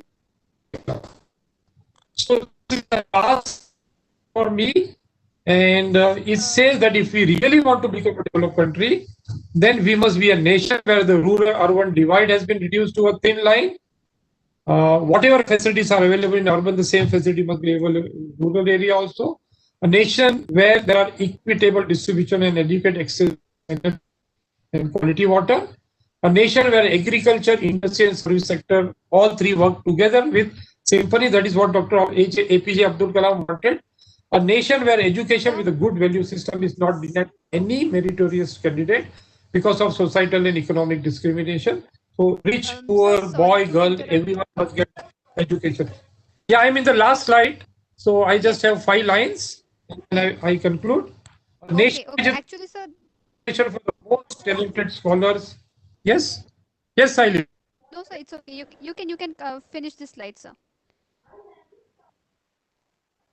And then he talked about healthcare, he talked about governance, he talked about eradication of poverty, and he talked about how prosperous, healthy, secure, devoid of terrorism, peaceful and happy and continuous growth path. A nation that is one of the best places to live and proud of its leadership. So this is what I wanted to say about the technology vision of Dr. APJ Abdul Kalam. We have met halfway and still miles to go before sleep.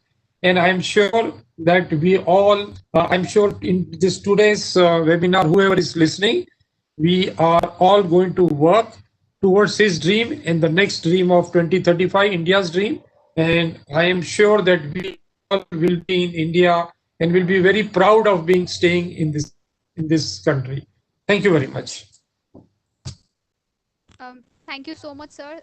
Thank you for walking us through Kalam sir's vision and the work done by him till date, and also what India has established, vision that was been shared. So thank you once again, sir. Now I would like to introduce another esteemed. Yes. Now I would like to introduce another esteemed personality, Honorable Dr. Virendra Kumar Vijay, who is going to deliver an expert talk on the topic food, agriculture, and processing. Talking about his biodata, so starting with, he is a national coordinator at Unnat Bharat Abhiyan, scientific utilization through research augmentation and biogas development and training center. Professor Vijay is actively engaged in cutting-edge research in rural energy technologies for developing rural communities and has made a great contribution to the academia, industry, and society through research and education. He is working for a sustainable energy supply from locally available resources in villages. Professor Vijay's work on biogas technology, particularly biogas upgradation, is well recognized at global level. He is also the national coordinator of two major national programs of the Government of India, Unnat Bharat Abhiyan, that aims to utilize knowledge institutions of the country to help villages in their development and scientific utilization through research augmentation. Prime products from indigenous cow pa- Panchgavya of Ministry of Science Technology, which will help in reinstating the cow-based rural economy supported by critical scientific validation and research. He has about 150 publications in journals and ठीक है conferences. बहुत है है ना Uh, या all right, sir. Sir, then I would request you to please motivate and address our participants for today. Sure मेरी आवाज आ रही है Yes, sir. Yes, you're audible. Yes, sir, ठीक you're audible.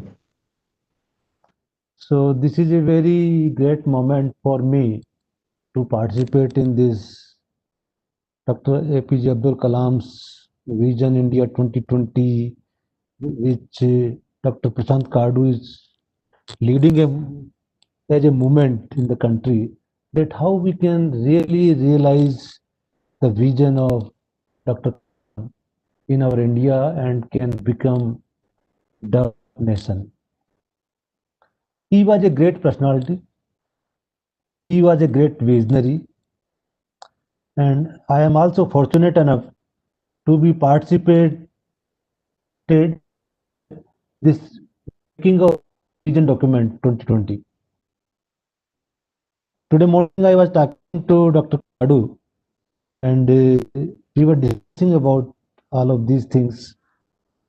Professor P.B. Indrasan at IIT Delhi was Kalam, and when this was envisaged by President Kalam, he assigned some work to Professor Indrasan. And Professor Indrasan was former director of IIT Chennai and a professor of IIT Delhi. I was closely interacting with him at that time because we were working on a dream of Dr. Kalam on providing urban amenities to rural areas. So the first project of Pura we had taken up in the state of Chhattisgarh, where the Chief Minister of Chhattisgarh and the whole cabinet was looking forward for a new capital of Raipur. So the Chief Minister requested us that when we are making new capital, but we follow the principle of Pura so that urban amenities and rural amenities can be together because it's a rural area and it that only he is the only president of this country who has addressed the Vidhan Sabha assembly in Chhattisgarh at that time. So on our request, he addressed the assembly session of Chhattisgarh because we wanted to have a pura new capital envisaged by Dr. Kalam.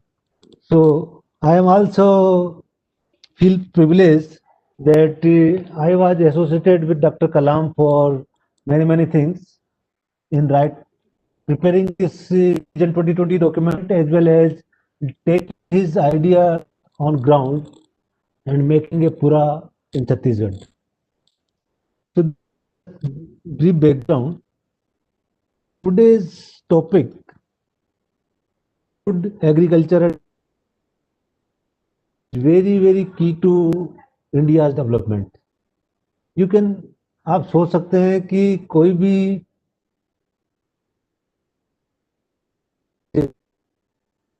क्योंकि उन्होंने president house Rashtrapati Bhavan को सबके लिए खोल दिया कि देखिए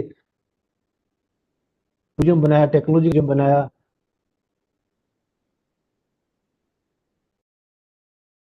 open उसके बाद में प्रणब मुखर्जी ने भी उस थीम को आगे बढ़ाया परंतु प्रेसिडेंट कलाम पहले थे कि जिन्होंने आम आदमी के एक्सेस को राष्ट्रपति भवन को ज़्यादा तवज्जो दिया, और वही एक ऐसे आदमी थे।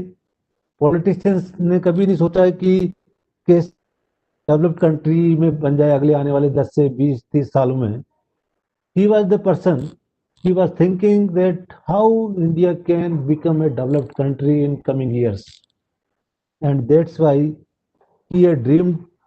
He was always saying, he addressed IIT Delhi, our students, our faculty, our colleagues at many flora and fauna and many places, and he always said to our students, dream, dream and dream. जब आप सपने लेंगे, सोचेंगे, तभी आप कुछ कर पाएंगे। खाली बैठे बैठे आप करेंगे तो कुछ नहीं कर पाएंगे। जब तक अगर आप में दिमाग में नहीं आएगा हमको ये करना है, ये बन, ये ऐसा होना है, तो फिर आप कर ही नहीं सकते। इसलिए his key word was dream, dream and dream, then you can materialise it. तो मुझे बड़ी खुशी है आज कि आज आप सब बीच में मेरे को अपनी बात रखने का मौका मिल रहा है। I am thankful to doctor Kadu and also the other prominent speaker at this occasion, Dr. Sanjay Khadkar and Dr. KC Vora. आप लोगों ने भी अब्दुल डॉक्टर कलाम के बारे में बहुत कुछ बताया, उनके जो चैप्टर 1 और चैप्टर 2 और 3। तो चौथा जो चैप्टर था विजन 2020 डॉक्यूमेंट का, that is concentrating on food, agriculture and processing. Every chapter is important, but looking to Indian scenario, Indian condition, Indian population, Indian villages, this is very, very important. See how our society can transform in agricultural production system, food security, and then value addition of the material which they are producing at the village level. You realize India's system कि देखिए India में 6 लाख से ज़्यादा गांव हैं। अगर शहर की बात करें तो कितने शहर हैं? आप देखिए कि बड़े जो शहर हैं बहुत बड़े, मुश्किल से 100 शहर हैं। कस्बे अगर मिला लें, टाउन्स, तो कुल मिला के 3500 ब्लॉक्स हैं। डिस्ट्रिक्ट की बात करें तो there are only 750 districts nearly. गांव कितने हैं? 6.5 लाख से ज़्यादा। तो हमारी सोसाइटी, हमारी पॉपुलेशन, हमारी स्पिरिट अभी भी गांव में बसती है, और जब गांव में बसती है तो उनके लिए जो मेजर ऑक्यूपेशन है वो है एग्रीकल्चर एंड एनिमल हस्बेंड्री। अगर हम उसको डेवलप नहीं करेंगे, उनका पूरा अंडरस्टैंडिंग था कि जब तक agriculture, food processing, food security हम अचीव नहीं कर पाएंगे तो हम और कुछ भी कर लें, किसी भी लेवल पे पहुंच जाए, हमारे देश की जो जन मानस की स्थिति है वो नहीं सुधरेगी। इसलिए उन्होंने जोर दिया, और आप देखिए कि जो लिमिटेड नंबर ऑफ उन्होंने चैप्टर बनाए उसमें इस चैप्टर को भी बनाया। जनरली कोई भी डेवलपमेंट के उस सेक्टर में इस तरह की चीज़ें कम रखता है। तो उन्होंने कहा कि अगर हमको वास्तव में हमारे देश को आगे बढ़ाना है, सेल्फ रिलायंट बनाना है, और हम आगे तभी बढ़ सकते हैं जबकि हमारा कंट्री फूड प्रोडक्शन में सेल्फ रिलायंट हो। उनकी किताब से एक बात और साफ आ रही थी कि he is not only propagating खाली खेती कर लो या फूड सिक्योरिटी हो जाए, पर his focus was that how you can utilize the modern technological systems to have food processing at grassroots level, at village level, at the small town level, ताकि जो हमारे बिचौलिए बन गए हैं और जो खेती करना, किसानी करना नुकसान का सौदा हो गया है, वो फायदे के सौदे में कन्वर्ट हो जाए।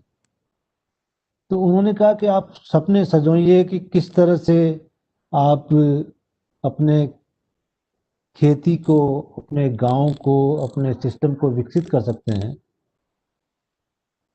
और एक बात और उन्होंने कही कि खाली फूड सिक्योरिटी या सेल्फ रिलायंस के साथ हमको ये देखना है कि जो हम लोग मॉडर्नाइज एग्रीकल्चर की बात कर रहे हैं उसमें बहुत ज़्यादा केमिकल फर्टिलाइजर, पेस्टिसाइड की वजह से सॉइल वाटर का पॉल्यूशन नहीं हो, और जो हेल्थ के लिए जरूरी पोषक तत्व हैं वो भी हमको उसमें मिलते रहें। उन्होंने बहुत अच्छे से समझा कि देखिए पंजाब और हरियाणा में excessive use of chemical fertilisers, pesticides की वजह से पूरी वहाँ की सॉइल खराब हो गई है, पानी खराब हो गया है। वहाँ जो भी प्रोडक्ट हो रहा है, गेहूं बन रहा है, चाहे चावल हो रहा है या जो भी हो रहा है, उसमें एमिनो एसिड्स कम हो गए हैं। उसकी वजह से वहाँ कैंसर बहुत बढ़ गया है, वहाँ पे एबॉर्शन बहुत बढ़ गया है। तो जो nutrition level of food grains है उनकी भी क्वालिटी मेंटेन होनी चाहिए। That is an another aspect which we should add in his understanding। और वो भी साथ में एक जनरेशन भी कहा कि देखिए खुश होगा इसमें किसान ये कहने लगे कि मेरा बच्चा भी खेती करेगा, मेरा पोता भी खेती। हम कब और आपको कैसे समझाएं कि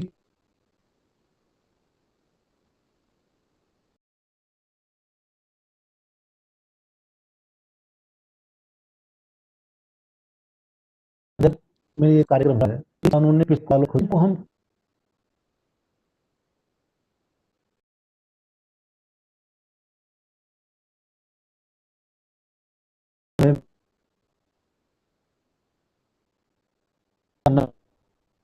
सौदा बन जाए। एक उदाहरण गरीब वालों ने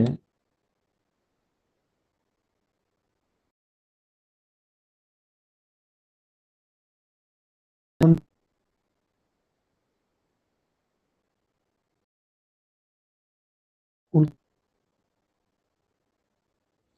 मतलब में इसको एक साल कम से कम उसमें अनाज भी पैदा हो, फल भी पैदा हो, और हम किस तरह से खेती को उस तरफ ले जा सकते हैं कि हमारे किसान सीमांत कृषक हैं।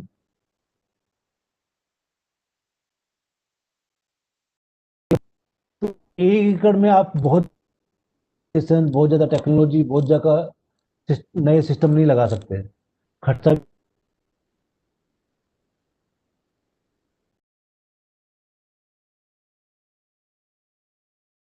और लाभ जब अधिक होगा जब इनपुट कम हो जाएगी, आउटपुट उसके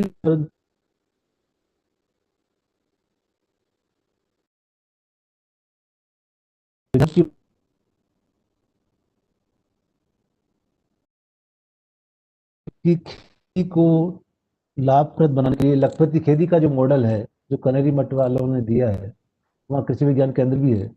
एक और बात याद आ रही, मेरे एक वो कुछ सालों करीब 10 साल पहले उन्होंने सोचा कि यार मेरे लड़कों बिजनेस है, इंडस्ट्रीज हैं, अभी मुझे कुछ बहुत ज़्यादा पैसे की आवश्यकता नहीं है, मैं अपना ये काम खत्म करके जो उनका था और जो प्रॉपर्टी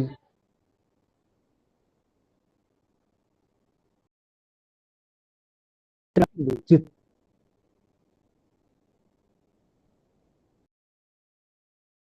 चाहता हूँ कि खेती के उन्होंने शुरू किया। उन्होंने क्योंकि वो तो बिजनेसमैन थे, पैसे वाले थे, उनको जो भी काम करना था उसमें से पैसे कमाना, इंडस्ट्री से नहीं किया कि किस तरह से जहाँ पे बंजर जमीन है, उपजाऊ जमीन नहीं है, ऐसी जमीन को सस्ते में खरीद। पर एक चीज उसमें देखते थे कि उसमें जो पानी जरूर होना चाहिए उस जमीन में। तो उन्होंने, चाहे वो मध्य प्रदेश हो, राजस्थान हो, हरियाणा हो, उत्तराखंड हो, यूपी हो, इन सब जगह में ऐसी ऐसी जमीन खरीदी या लोन पे ली, किराए, मतलब जिसे कहते हैं कि किराए पे ली या लीज पे ली, कि आप मेरे को जमीन दीजिए, आपके तो कोई जिस भी किसान की थी या जमीन बंजर जमीन थी, तो बड़ी सहर्ष लोगों ने उसको दे दी। और उन्होंने जिस भी जमीन को लेते थे उसको साल भर में सारे इनपुट डाल के उसको प्रोडक्टिव कल्टीवेबल जमीन बना लेते थे। और साल भर के बाद में, क्योंकि पानी, उनकी पहली कंडीशन थी कि वही जमीन वो खरीदते थे जिसमें पानी अवेलेबल हो, और उसके बाद में उस जमीन में वो फल फ्रूट खेती, नए नए सारे चीजें पैदा करते थे। और उन्होंने एक और मॉडल बनाया कि जो भी मेरा, चाहे वो मध्य प्रदेश में हो, चाहे हरियाणा में हो, चाहे दिल्ली में हो, चाहे राजस्थान में हो, जहां भी जो प्रोड्यूस हो रहा है उसको मार्केटिंग के लिए दिल्ली लाना है। तो उन्होंने उसके लिए ट्रक भी खरीदे अपने। और क्योंकि वो क्वालिटी चीजें प्रोड्यूस कर रहे थे खेती की, चाहे जितने भी फ्रूट्स हैं, जितने भी वेजिटेबल्स हैं, जितना भी अनाज है, तो उसकी वो प्रीमियम पे बेचते थे कि देखिए मेरा माल बहुत अच्छा है, और मार्केट अगर टमाटर 20 रुपए किलो है तो मेरे को 30 रुपए किलो मिलना चाहिए। क्योंकि उनकी क्वालिटी बहुत अच्छी थी, ज़्यादातर वो ऑर्गेनिक रखने की कोशिश करते थे, तो उनकी कीमत भी उनको ज़्यादा मिली। और मुझे बताते हुए बहुत ही हर्ष हो रहा है कि इंडस्ट्री में उनको जिंदगी भर जो रिटर्न आता था पैसे का, वो 15 से 20% प्रॉफिट पे, मार्जिन पे उनका काम चलता था। मैंने उनको ले आईआईटी दिल्ली में मेरे क्लास में इसी बात के लिए कि एग्रीकल्चर में आप फायदे का सौदा हो सकता है, बिजनेस में काम हो सकता है। नए स्टूडेंट्स भी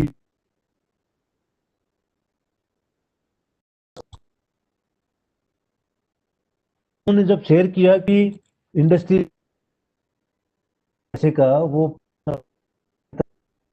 कीजिए, और से मेरे को जो पिछले 10 साल का एवरेज रिटर्न आया है, 2%। तो इससे बढ़िया तो कोई काम ही नहीं हो सकता।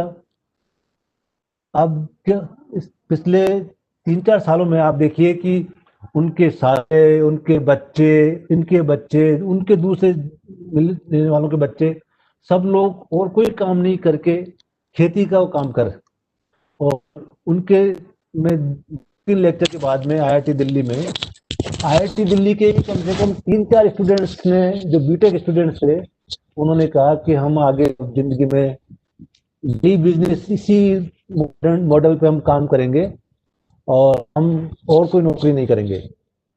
मतलब ये है कि चाहे छोटे किसान हो तो लखपति खेती वाला मॉडल, और बड़े किसान हो तो इनका मॉडल भी हम सोच सकते हैं। तो मैं कहता हूँ, जो विजन हमारे डॉक्टर कलाम ने दिया था कि जो खेती है, जो फूड है, उसको प्रोसेस कर, मैं एक अपना प्रेजेंटेशन शेयर करता हूँ, फिर उसके बाद।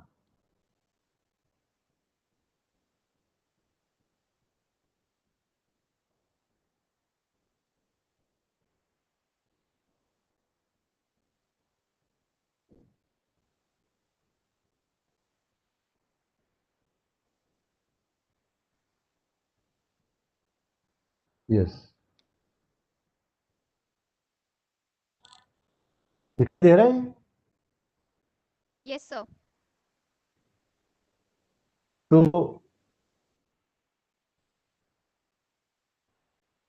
दो चीजें बड़े ध्यान में रखने की जरूरत है कि अभी भी हमारे देश में लिखी जा रही थी 19 बिलो लाइन, जो पॉपुलेशन थी हमारी बीपीएल, वो लगभग 40% थी, 4%। अभी मैं डाटा देख रहा था कि लगभग 18% पे आ गए हम लोग।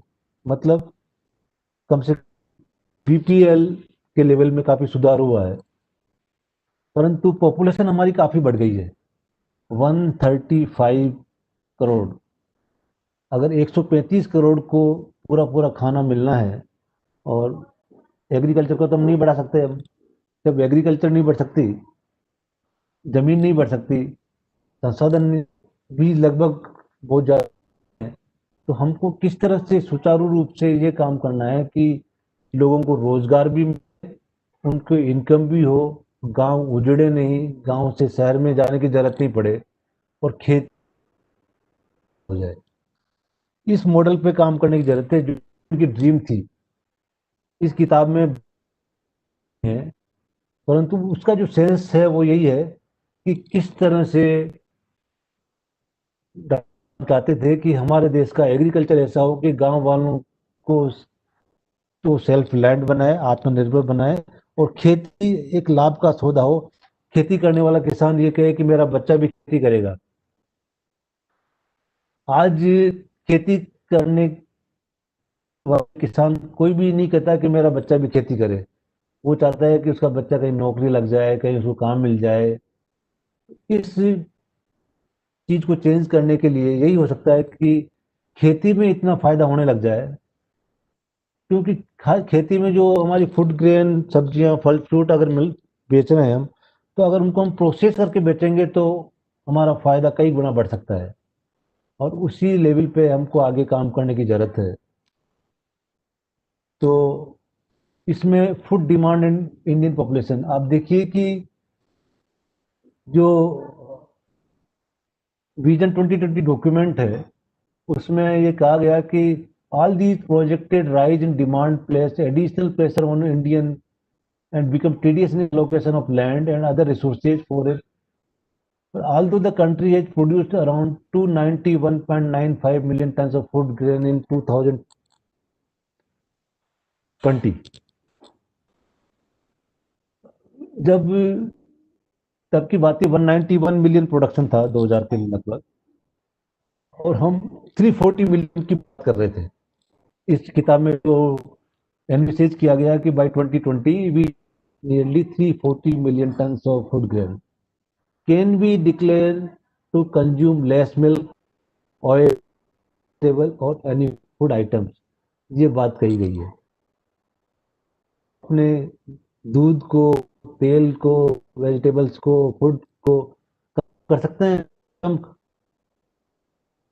नहीं है, क्योंकि हमारी पॉपुलेशन इतनी है तो उसके हिसाब से हमारी रिक्वायरमेंट है। Can we increase the land? जमीन हम बढ़ा नहीं सकते, हम लिमिटेड, जो भी 321 लैंड है वो इंडिया की वो है। Can we give importance to a crop cultivation? Crop और वो सबको खिला दें। डिफरेंट जो क्लाइमेटिक जोन्स हैं, डिफरेंट फूड हैबिट्स हैं, डिफरेंट क्लाइमेट वेदर कंडीशंस हैं, तो हमको नहीं कर सकते कि न हम जमीन को बढ़ा सकते हैं, न अपने खाने की आवश्यकता को कम कर सकते हैं, हम कोई एक क्रॉप से काम चला सकते हैं। तो फिर हमको सोचना ही पड़ेगा से हम अपने जो भी प्रोड्यूस हो रहा है, सॉरी, उसको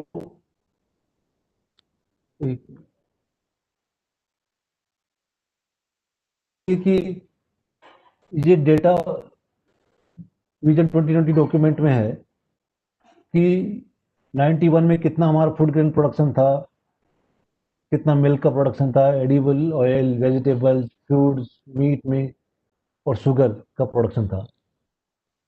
और 2020 में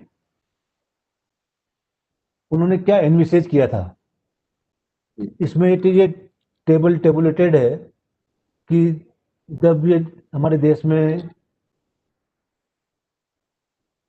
कितना प्रोडक्शन था, और 2020 साल बाद क्या पोजीशन होने वाली है, और कितनी डिमांड बढ़ जाएगी। तो 220 में जो एनविसेज किया वो ये वाली टेबल है, कॉलम है। और इसके अलावा फिर जो हम लोग जितना अचीव हुआ वो अचीव में मैंने लिखा है कि आज की स्थिति में वास्तव में उसमें से कितना प्रोडक्शन हो रहा है। तो 340 की जगह अभी 291.95 मिलियन टन हमारा प्रोडक्शन हो रहा है फूड ग्रेन का। मिल्क 271 की जगह 196 हो रहा है। एडिबल ऑयल 13 की जगह 8.54 हो रहा है। वेजिटेबल्स में हमारा बढ़ गया है, 168 की जगह 185 हो रहा है। फ्रूट्स में 81 मिलियन टन की जगह 97। आप देखिए फ्रूट एंड वेजिटेबल्स में हमने काफ़ी अच्छा काम किया है और प्रोडक्शन जो इन्होंने निश्चित किया था उससे बहुत ज़्यादा हो रहा है, और शुगर भी हमारा प्रोडक्शन बहुत बढ़ गया है। तो ये तो अच्छी बात है कि हमारी रिक्वायरमेंट भी बढ़ी है और उसमें हमारी सप्लाई भी बढ़ गई है, परंतु जो दूसरी चीज़ें हैं उनमें भी हमको ध्यान रखने की ज़रूरत है। और उसकी quality, number two is quality, कि हमारे जो भी प्रोड्यूस हो उसकी क्वालिटी भी हो और वो सबके लिए फ़ायदेमंद हो। तो now coming to the challenges which Dr. Kalam has envisaged in his book, that growing demand of food grains, vegetables, fruits, poultry, meat and cash crop तो लगातार बढ़ती जाएगी। और अभी भी हमारी जो देश है उसमें उस समय 70% कल्टिवेबल एरिया रेन फेड था, और उसमें कोई मॉडर्न टेक्नोलॉजीज कम यूज होती थी, क्योंकि जब रेन फेड सिस्टम है आपका, बरसात पे आधारित है, तो बरसात होगी तो प्रोडक्शन होगा, बरसात कम होगी या नहीं होगी तो सूखा पड़ जाएगा तो आपका कुछ होगा नहीं। तो हमको एक तो हमारी इरिगेशन फैसिलिटी बढ़ानी पड़ेगी, हमारे उसके लिए सिस्टम इम्प्रूव करना पड़ेगा। दूसरा जो नेशनल इंटरनेशनल दूसरे प्रेशर्स हैं उनको हमको ध्यान रखना पड़ेगा। तो ही सेड कि looking to these challenges, what are the solutions? And the solutions he suggested were that farmers are needed to be educated about scientific facts through observation, discussion, and mass contact. We have to make our farmers aware. हमारे किसान जब को पता लगेगा कि देखिए ये नई सिस्टम है, नई टेक्नोलॉजी है, हम इससे फायदा हो जाएगा, तो हमको इसको काम में लेना चाहिए। दूसरा, थ्रू टेक्नोलॉजिकल इंटरवेंशंस क्या क्या कर सकते हैं कि यूज ऑफ एग्रीकल्चरल मशीनरीज हम काम में लें, हाई यील्ड वेराइटीज काम में लें, क्रॉप में बायोटेक्नोलॉजी सिस्टम हम काम में लें। इन सब चीज़ों को काम में लेंगे तो जो किसान है, चाहे छोटा है चाहे बड़ा है, उसको इनपुट कॉस्ट थोड़ा कम होगा, आउटपुट ज़्यादा होगा, तो उसको फायदा ज़्यादा होगा। उन्होंने एक बात और कही कि यूज ऑफ सेंट्रल टाइलैंड, जो हमारा एरिया है सेंट्रल, उसमें through cultivation of pulses, oil seeds, vegetables, fruits and life stock, इनको हमको बढ़ावा देना पड़ेगा ताकि हमारी जो डिमांड है देश की वो आसानी से पूरी हो। और इसके साथ एक बात और उन्होंने कहा है कि हमारा जो एग्रीकल्चर प्रोडक्शन गांव में है, वहीं पे गांव में हमको इसको प्रोसेसिंग सिस्टम हमको डेवलप करने पड़ेंगे ताकि किसान को ज़्यादा से ज़्यादा फायदा मिले। आज बात करते हैं हम यदि कि चिप्स आलू की कीमत है, अगर मान लो 2 रुपये किलो किसान बेचता है उसको, और पोटैटो चिप्स की कीमत कंपनी प्रोसेस करके उसको 100 रुपये से ज़्यादा किलो में बेचती है, तो सारा फायदा तो जो कंपनी वाले ले जाते हैं, मीडिएटर ले जाते हैं, किसान को उसका फायदा नहीं मिलता। तो हिज फोकस बात कि हमको इस चीज़ पे प्रोसेसिंग पे बहुत ध्यान देना पड़ेगा कि प्रोसेसिंग भी गांव के लेवल पे हो और उसका फायदा भी किसान को मिले।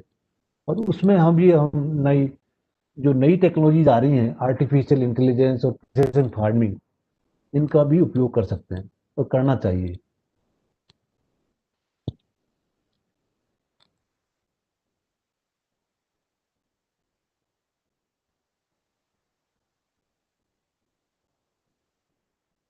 तो we are post harvest technologies and agri food processing पे जो उन्होंने बात कही थी, तो मैं थोड़ी सी आपको जो किताब में भी लिखी गई वो बता देता हूँ कि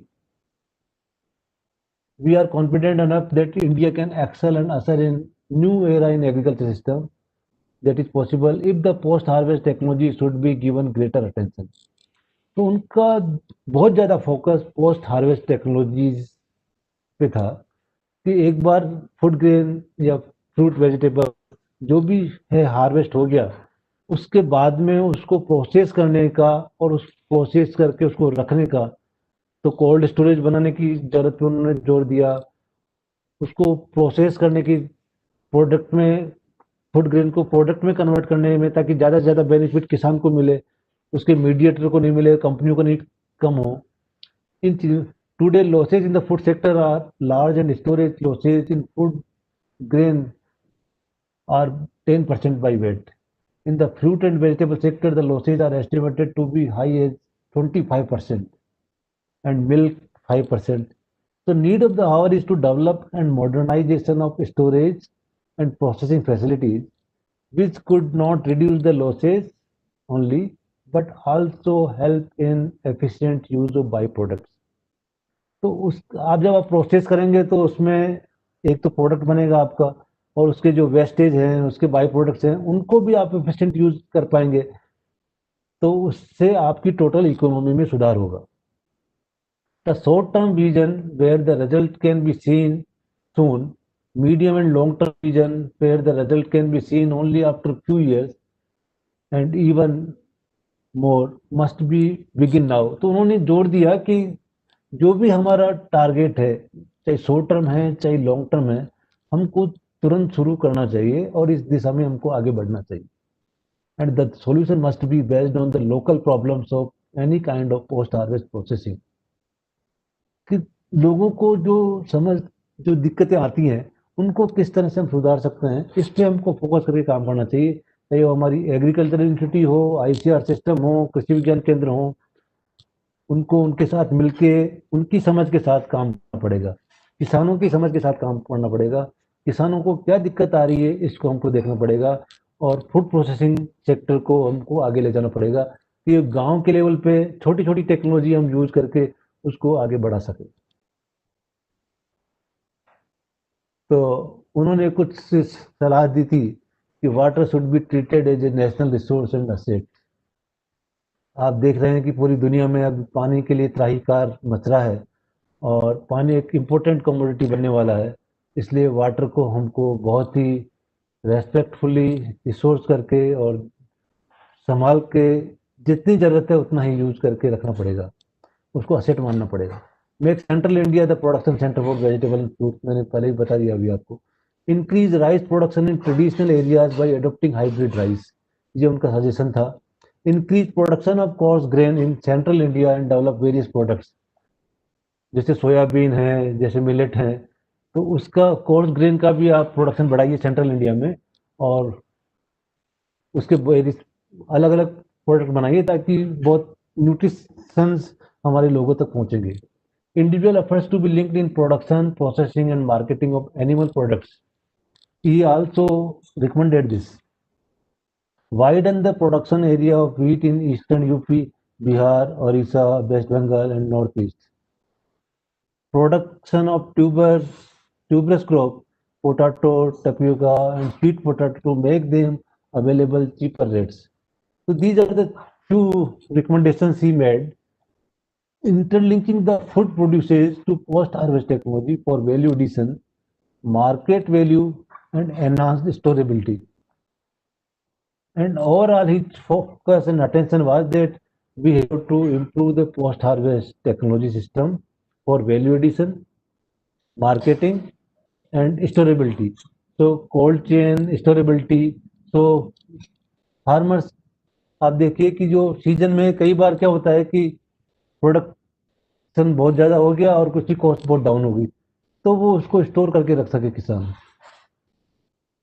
और अभी जो गवर्नमेंट ऑफ इंडिया में नई जो 3 बिल निकले हैं एग्रीकल्चर के और फार्मर्स प्रोटेस्ट कर रहे हैं तो उसमें भी कई अच्छी बातें हैं कि जो एमएसपी है वो तो रहेगा ही साथ में फार्मर्स विल गेट फ्रीडम कि आप कहीं पे भी ले जाके अपना सामान बेच सकते हैं कंपनी के साथ टाई अप कर सकते हैं तो उससे उसकी इनकम बढ़ेगी और उसका एग्रीकल्चर का मार्केटिंग वैल्यू सब चीज़ बढ़ेगी हम अभी उसके लिए नहीं कर सकते पर इसको ध्यान में रख के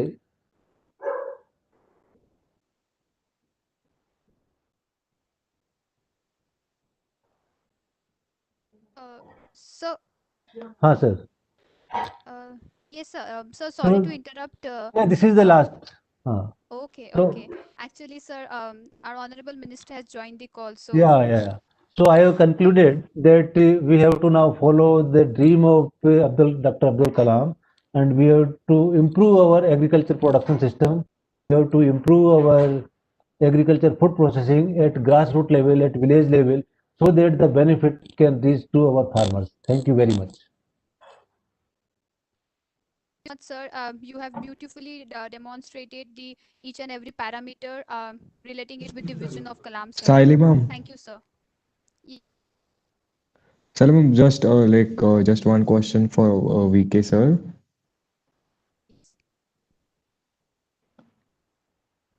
J- good evening, sir. Sir, I have this one question for you. Should Sure, I? sure. Yeah, yeah. Sir, as we can see that the world as a whole, it's Ah, experiencing a drastic technological changes. yes. So, according to that, what would be your definition of precision agriculture in context to our beautiful country? Yeah, for precision agriculture, because now world over people are talking, agriculturalists, scientists are talking, ICR system is talking that we have to move to precision agriculture. Precision agriculture means with minimum input, you can get maximum output, and you have to take the modern technologies which are available across the globe. But at the same time, land holding of the farmers in India is very small, and it is very difficult for them to adopt new technologies because of the cost involvement and other. So we have to have a combined system where you can also, if it is beneficial for you, you can take advantage of the new technological system. But at the same time, you have to see that your input cost should not increase to a drastic level, and your output remain a constant and increase that multifold. So we have to have a combined system of new technology, precision farming, modern inputs, but at the same time, ultimate choice is depending on the farmer themselves that what is the best for them, they should adopt. Thank you so much, sir.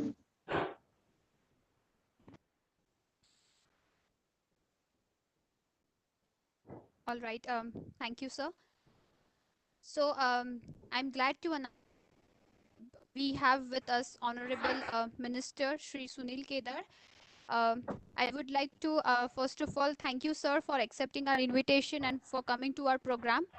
Uh, we found you the suitable person, sir. You are the right person to motivate our participants and today's youth, to take them up to the next level.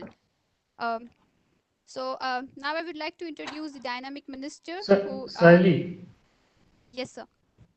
I would like to present before Honorable Minister the summary of the proceedings which has been covered up till. Sir, Okay. good evening, Honorable Minister Sunil Kedar, sir. Sir, good evening.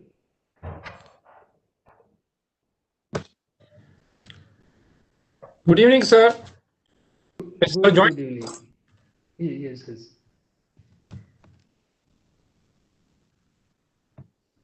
So can you hear me? So Sunil sir, can you hear me?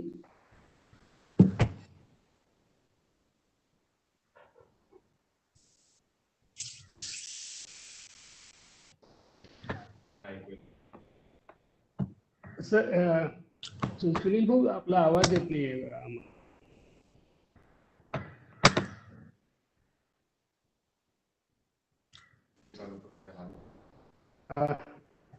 Sir, actually, in this grand finale for a moment for Dr. APJ Abdul Kalam's Vision 2020, based on the various chapters of the book, we have covered 4 chapters. As discussed during the deliberation with you. So today, chapter number 1 about will India be a developed nation?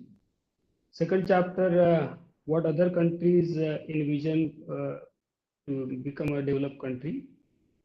Third is like Dr. Ora is here. Uh, mm, Dr. Ora sir, give us detailed knowledge and motivated the youth to the virtual platform about the technology and how technology can be used for development of this country as envisioned by Dr. Kalam. specifically motivated the youth to become partner in the forthcoming vision India to 2035, and he motivated accordingly. Recently, like you have joined when you have joined, Professor V.K. Vijay, the national coordinator for Unnat Bharat Abhiyan, the Abhiyan which is going to make providing facilities to the urban area. The IIT Delhi has taken lead. In line with Dr. Kalam's vision Pura, PURA, providing urban amenities to rural area. This Unnat Bharat Abhiyan is run under the leadership of Professor V.K. Vijay. And he has motivated youth with the dream of Dr. Kalam कि ऐसा दिन कलाम हर वक्त बोलते थे ऐसा दिन आना चाहिए कि जिस दिन किसान अपने बच्चों को बोले कि दूसरी नौकरी करने से अच्छा ये किसानी करे। इसके लिए टेक्नोलॉजी कैसे ले जाना चाहिए, तो उन्होंने कौन से सेक्टर में ग्रोथ हुआ ये भी बहुत प्रोमिनेंटली बताया। This is all proceeding of the program, sir. For your kind information, we are trying to imbibe the spirit of making the youth partner in development process under your leadership, because you think very differently for the youth, and you are the honorable minister for youth welfare. We are expecting you to lead us. We are well prepared, though we are very selective, but selective masses can only bring changes in the minds of people. So we kindly urge and we are eager to listen your words of wisdom. Thank you, sir. Saili, over to you, please. Thank you so much, sir. So I would now like to introduce the well-known personality, Honorable Minister Shri Kedar, going to educate us with his views in line with Kalam sir's vision. So first of all, I'll start with his biodata. So Honorable Minister, Animal Husbandry, Dairy Development, Sports and Youth Welfare. Talking about his educational background, he is a agriculture, MBA constituency. Position held by him is Nagpur Jilla Parishad member from 1995 and General Secretary, Maharashtra Pradesh Youth Congress. Elected as an MLA in 1995 from Savner constituency. Example, Minister of State for Energy and Transport of Maharashtra State. He also got elected as an MLA in 2004, 2009, 2014 and 2019. Talking about his social activities, he has organized various programs for upliftment of farmers and laborers. He has also run campaign for organizing youth activities in Nagpur. District developed infrastructure done by him like roads, drinking water, primary center, education facilities, developed tourist centers, and he has also served as a member of National Congress in Maharashtra Legislative Assembly. Consecutive 4 terms has served on various government committees and represented various high-level delegations and worked with optimum potential to give justice to the common man. Talking about his social participation, President Ganesh Prasadik Shikshan Sanstha. The organization promotes 4 middle school and senior colleges. President Nagpur District Cotton Growers Corporation, Spinning Mill, Patan Savangi, Taluka Savne, District Nagpur. Director Shri Baba Saheb Kedar, Cleaning Pressing Society Savne, and also Director Shesh Rao Wankhede Trust Nagpur. So this was just a small introduction about sir, and now I would like to request you, sir, to please give the inaugural address that's on the topic Visionary Youth, the Future for Developed India. Over to you, sir. Sir, am I audible? Yes, Saili ma'am, you are. All right.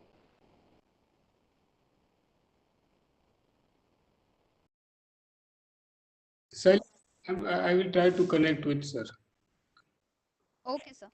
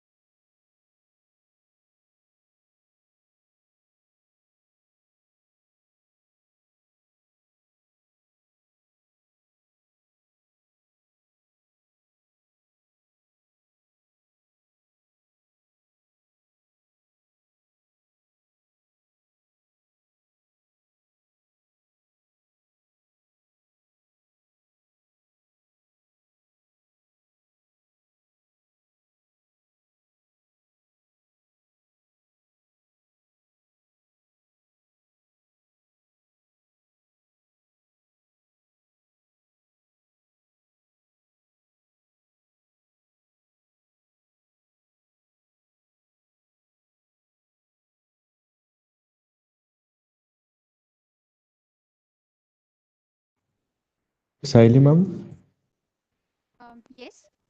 Honorable Minister, he is like trying to connect his audio. He will be with us shortly. All right, no problem.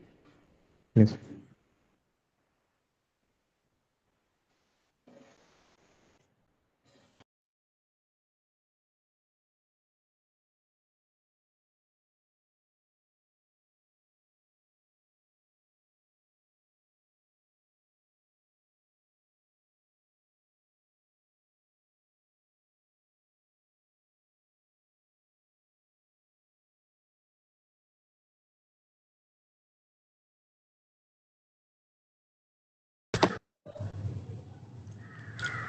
We are not able to hear anything. Sir, am I audible to you?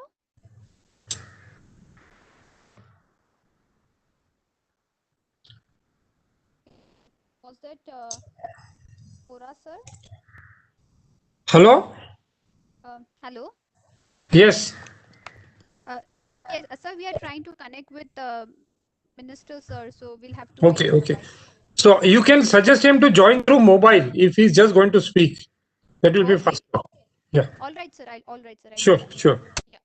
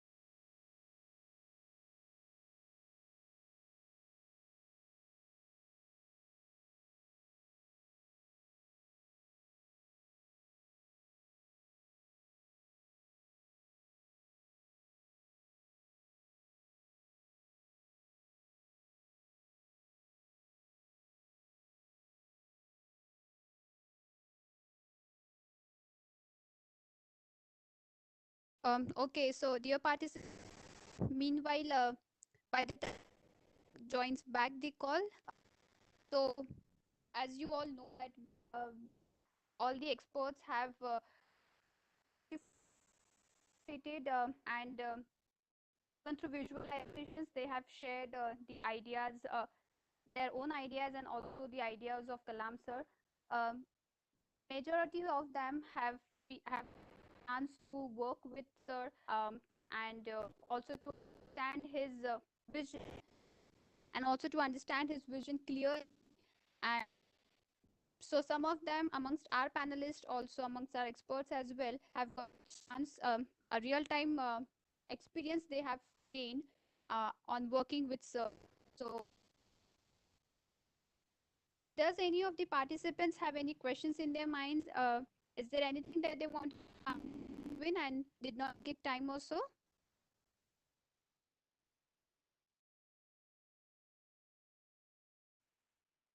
Yes, if anyone has any questions, we still have the experts over the call. The first three expert talks that we have done. How did you all find the program till here? I can see majority of them are from the college itself. So we won't mind students if you can just unmute yourself and can share your experiences or anything that you have for today.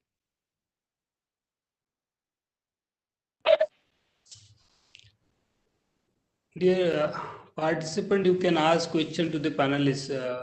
Professor V.K. Vijay from IIT Delhi, the National Coordinator for Unnat Bharat Abhiyan.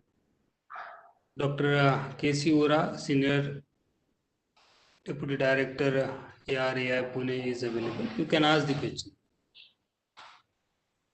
Till the Honorable Minister finish up with the technical issue. He is alive, but is in line, but somehow there is a problem of audibility. You can ask questions.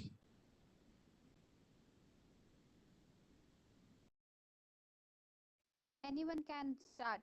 You're getting a chance to interact with such esteemed personalities who have already got a chance to work with Kalam sir their work time. So you can take the most out of it.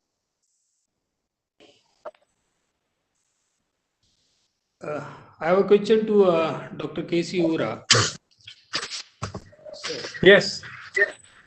Sir, like as envisioned by Dr. Kalam by 2020, we should be a developed country, but some reason or other we couldn't.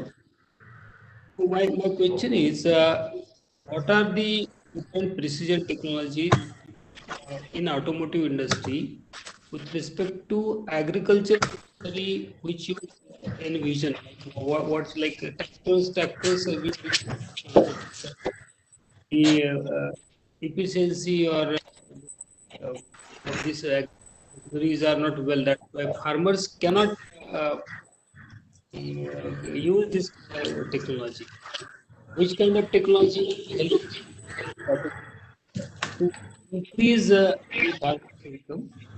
Yes. Yes.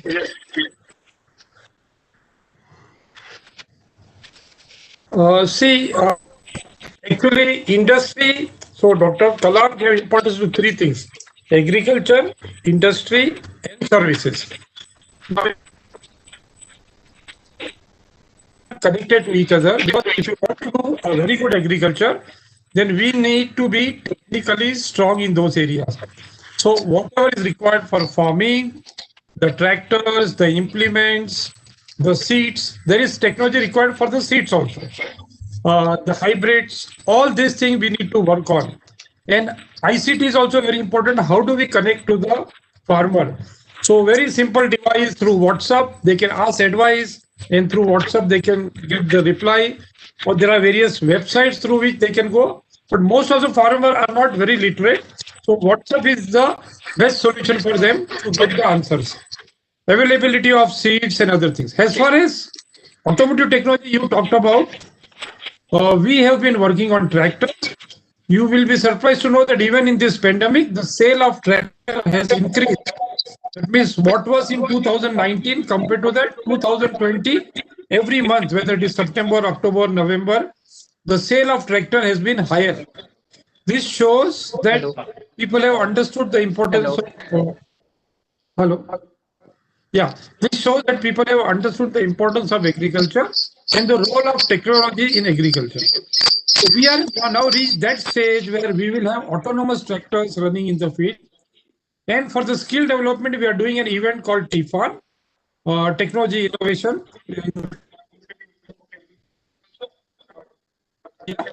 And there, the students have been asked to to take care of potatoes, onions, how are they cultivated? Yeah.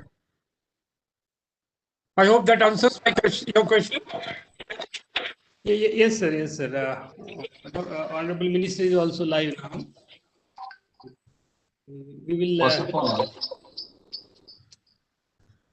First of all, I'm much glad and very much thanks. Dr. Prashant, you gave an opportunity to communicate myself with the recent topic. And it's a need of a day also. Ours. Yes, we all know and we all respect. And we will respect this person even. Our former President of India, Abdul Kalam. His whole life he has served the country as a scientist and as a President of India. And as a human, to with full regards to the great personality. I was hearing the topic given by you, Dr. Bolaji, Dr. Vijayji.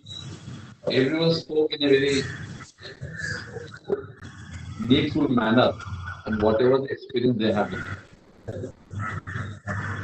But Bolaji, if you ask me a person, when I become a minister and got the portfolio of youth welfare, I was just asking my own self how I can take this thing in the coming days and what should be my output. I came with the knowledge and came the idea and the subject that we all know that this country, this beautiful country, with all sort of languages, with all sort of nature, gift, we are together. And this country is having one resource, which many of the countries is not being having that, and that is human resource. And that is the main resource.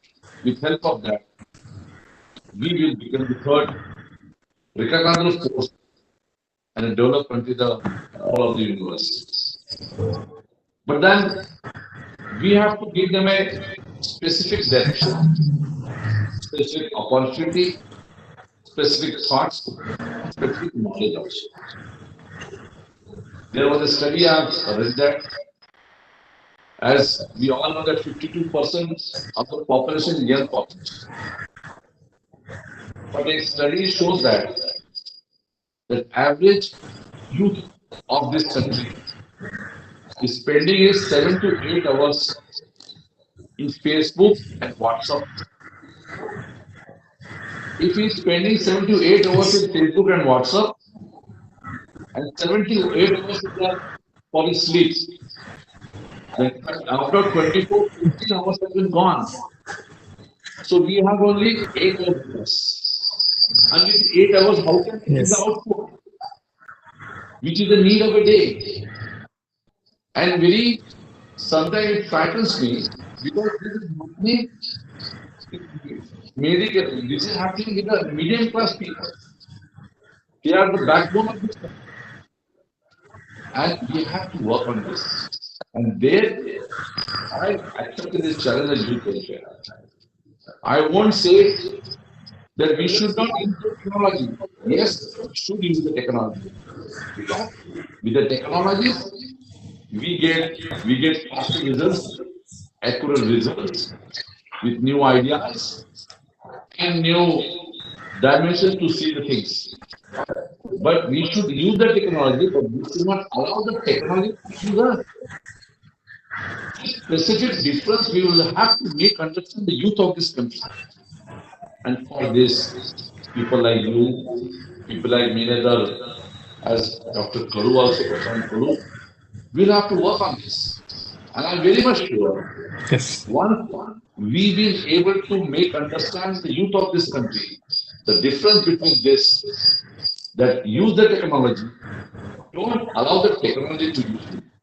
I'm very much sure the once we get through this, no one can stop this country.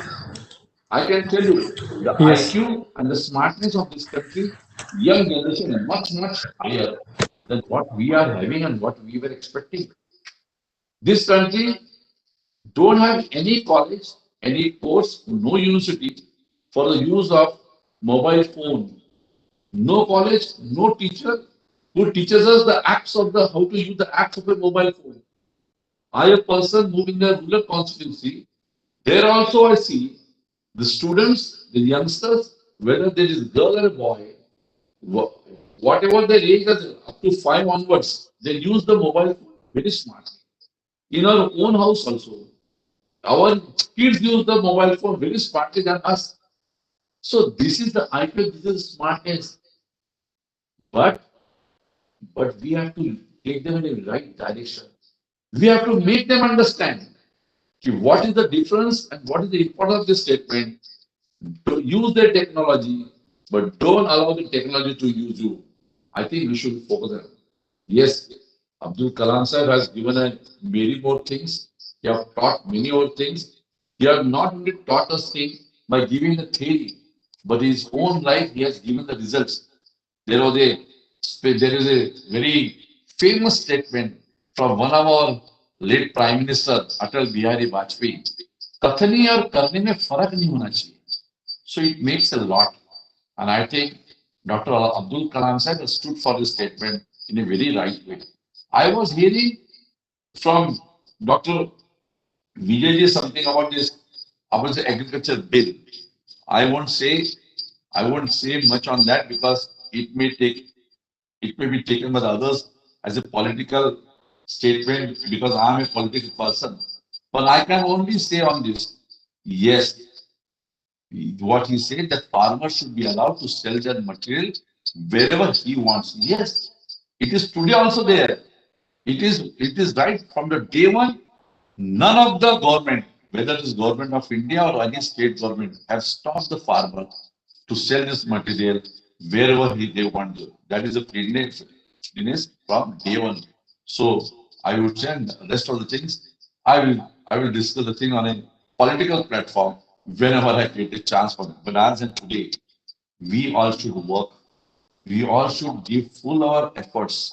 We all should do our full duty to give a good atmosphere, a good thought, and a good boosting, morale boosting to the youngsters of this country.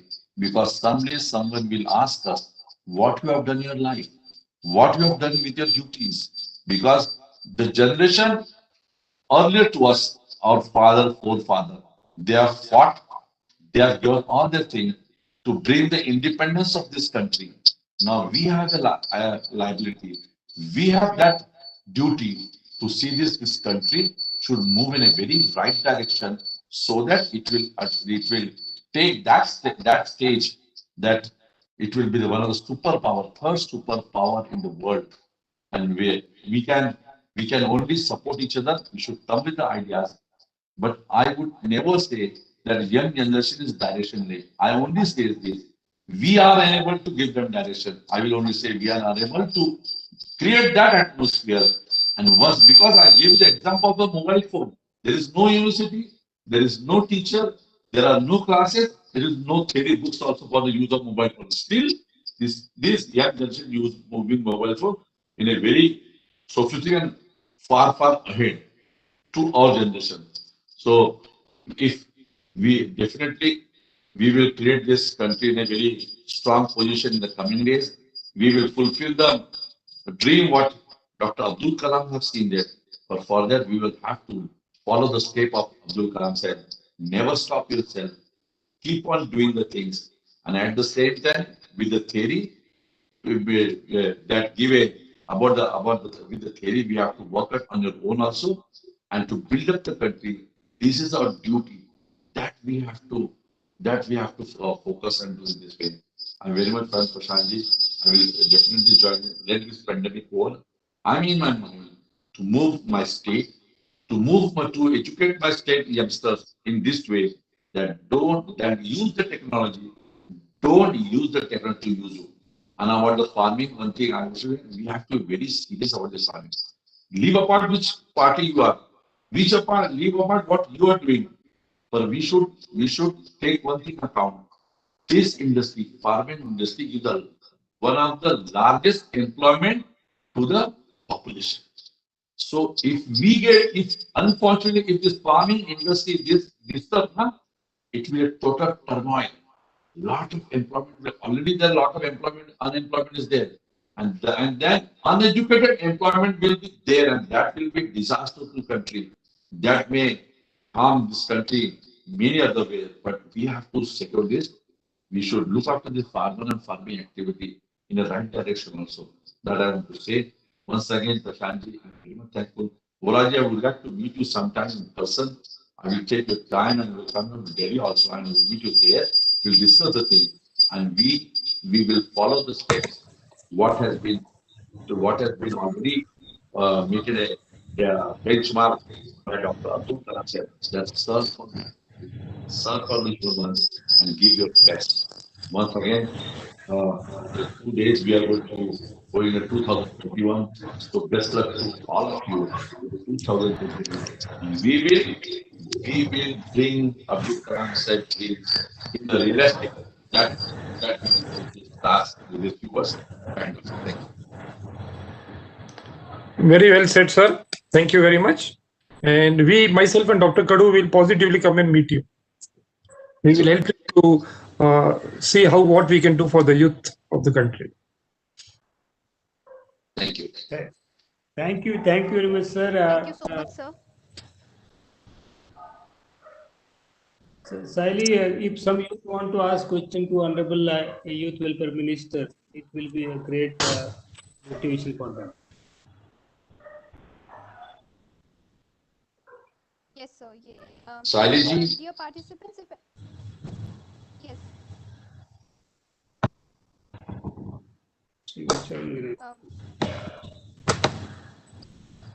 Okay. So if anyone has any questions for sir, then they can unmute themselves, and otherwise they can raise their hand. We'll help them to unmute themselves then. Good evening, Honorable Minister. My question for you would be like, as a concerned youth, what would be your policies for us during the year of 2021? I would only say this, young man, that focus on your work. Focus on your work. Don't get disturbed by the surroundings. And where there is a will, there is a way. You just focus on this, and I'm sure that you can achieve whatever the goals you have to. Don't allow yourself to waver here and there. Focus on your work. Hard work. There is no alternative to the hard work. If you go with the history of all the people who have touched the sky, whether it is Abdul Kalam Sain, whether it is Rashtrapita Mahatma Gandhi, whoever it is, if you go with the history of them, you will find that hard work. So young guy, don't hesitate to do the hard work. Focus on your work. Don't allow yourself to waver here and there, and you will achieve your.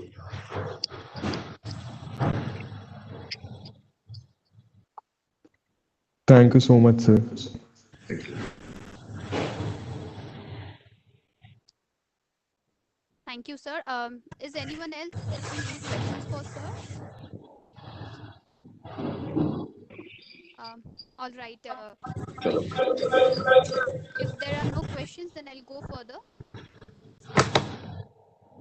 Now heading towards the conclusion remarks. So, first of all, Honorable Dr. Sanjay Khadatkar, he spoke about what will India be in the next 20 years and will it be a developed nation. So he even spoke about the various parameters that would be required to change the country. The various parameters were like education, rapid rise in the education level, then cheaper communication between within the countries and outside the nation as well, and many others. He also spoke about the times of independence, that at that point of time the poverty level was very high. It was 54.7%, and now it has been reduced to 6.7% approx. So that shows that we are growing. So there is a lot much there's a long way ahead that we have to march to achieve the goal.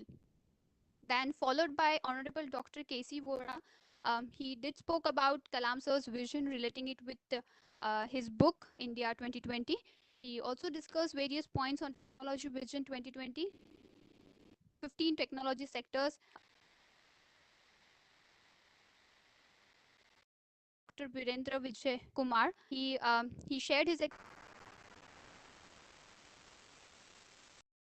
to walk through his beautiful Singh, followed by Honorable Minister Shri Sunil Kedar. Sir did spoke and he motivated our participants to take our country towards being a developed nation. He also did mention the do's and don'ts. In short, he tried to explain us what should be done by today's youth so that we achieve the goal.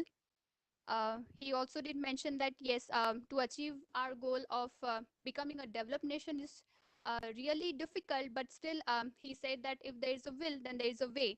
So very rightly said, sir. So also he did mention that we need to follow the steps given by Kalam sir. The theory that he had proposed, the information that he has shared through his work experiences is tremendous, and we need to learn from that to build our nation, become a developed country in future.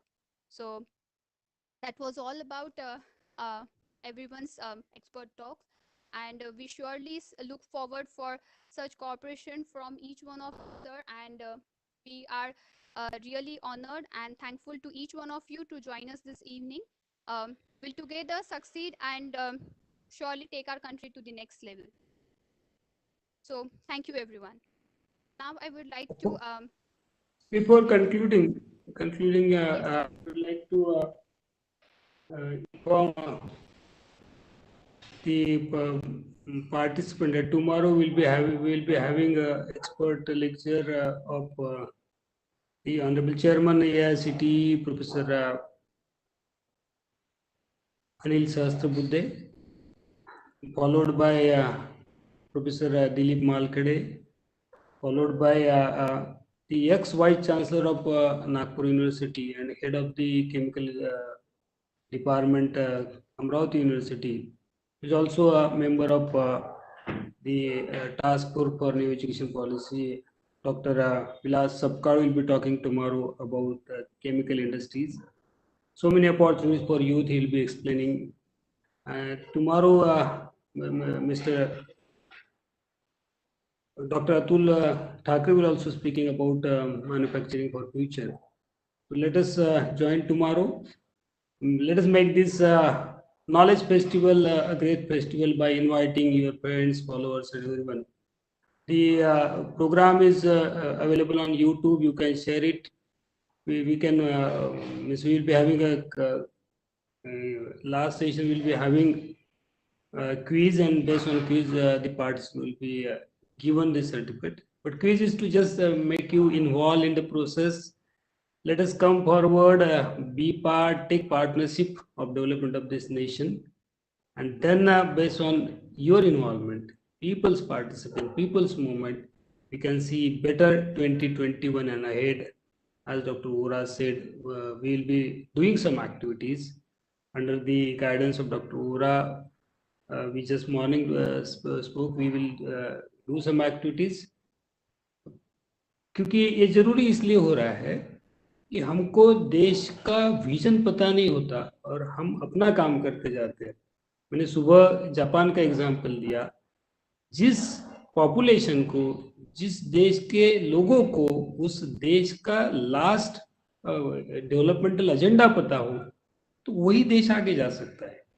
हम हमारे individual agendas को लेके जा रहे हैं. जैसे हमने पिछले से प्री इंडिपेंडेंस हमने देखा कि 1600 के ऊपर जो राजा थे अपने अलग अलग एजेंडाज लेके सामने जा रहे थे. तो क्या हुआ इस देश का हाल? तो ऐसा नहीं होने देना है और ऐसा होने भी नहीं देंगे. मैं शिक्षक हूँ, वोरा सर शिक्षक है, प्रोफेसर बी के विजय सर टीचर है आईआईटी में. हम टीचर की रिस्पॉन्सिबिलिटी लेते हैं, इसलिए पूरा शिद्दत से ये करने वाले, बस हम करने वाले हैं, लेकिन उसका साथ आप लोगों को देना होगा. गवर्नमेंट सिस्टम अपना काम करते जाता है, लेकिन as a NGO we need to take ownership. Center for Creativity and Innovation is taking ownership. Be part of this ownership. When I say ownership, responsibility and role and responsibility, everything आता है, तो हम जरूर करेंगे. बहुत बड़े बड़े लोगों ने आज हमें मार्गदर्शन किया, इन लोगों का ब्लेसिंग्स हमारे ऊपर है. दोस्तों तैयार हो जाओ. With this, I say goodbye for tomorrow. We'll meet tomorrow at 3:30. From my side, silence over. All right. Thank you, sir. Now, at last, I'll move towards the vote of thanks. I take immense pleasure to thank everyone, starting with Honorable Minister Shri Kedar, Sports and Youth Welfare Minister, Government of Maharashtra, Honorable Principal of Abba Gaikwad Patil College of Engineering, and the founder of Center of Creativity and Innovation, Dr. Prashant Kadu. Our eminent speakers for today, Honorable Dr. Sanjay Khadakkar, Honorable Dr. K.C. Vora, Senior Deputy Director, ARAI, under Ministry of Heavy Industry, Government of India, Pune. Honorable Dr. V.K. Vijay, Professor, IIT Delhi, and National Coordinator, Unnat Bharat Abhiyan, Government of India. All the participants from across the state of nation and organization, teachers, students, and all the staff members of our organization us this evening. I would now request everyone to the panelists to please for a group photo.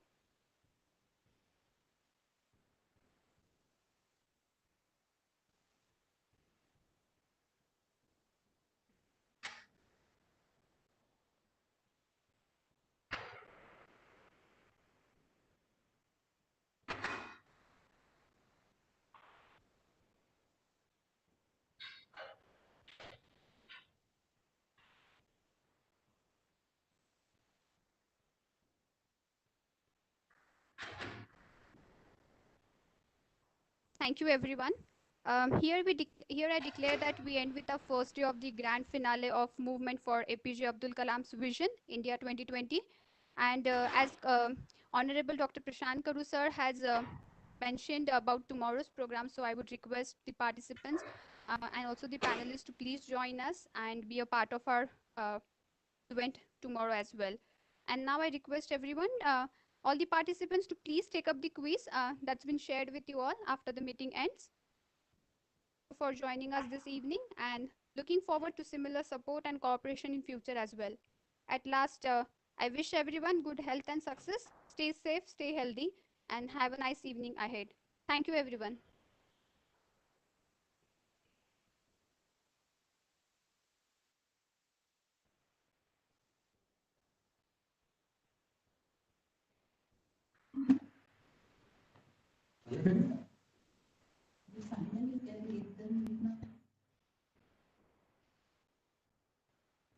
Thank you, sir. We will meet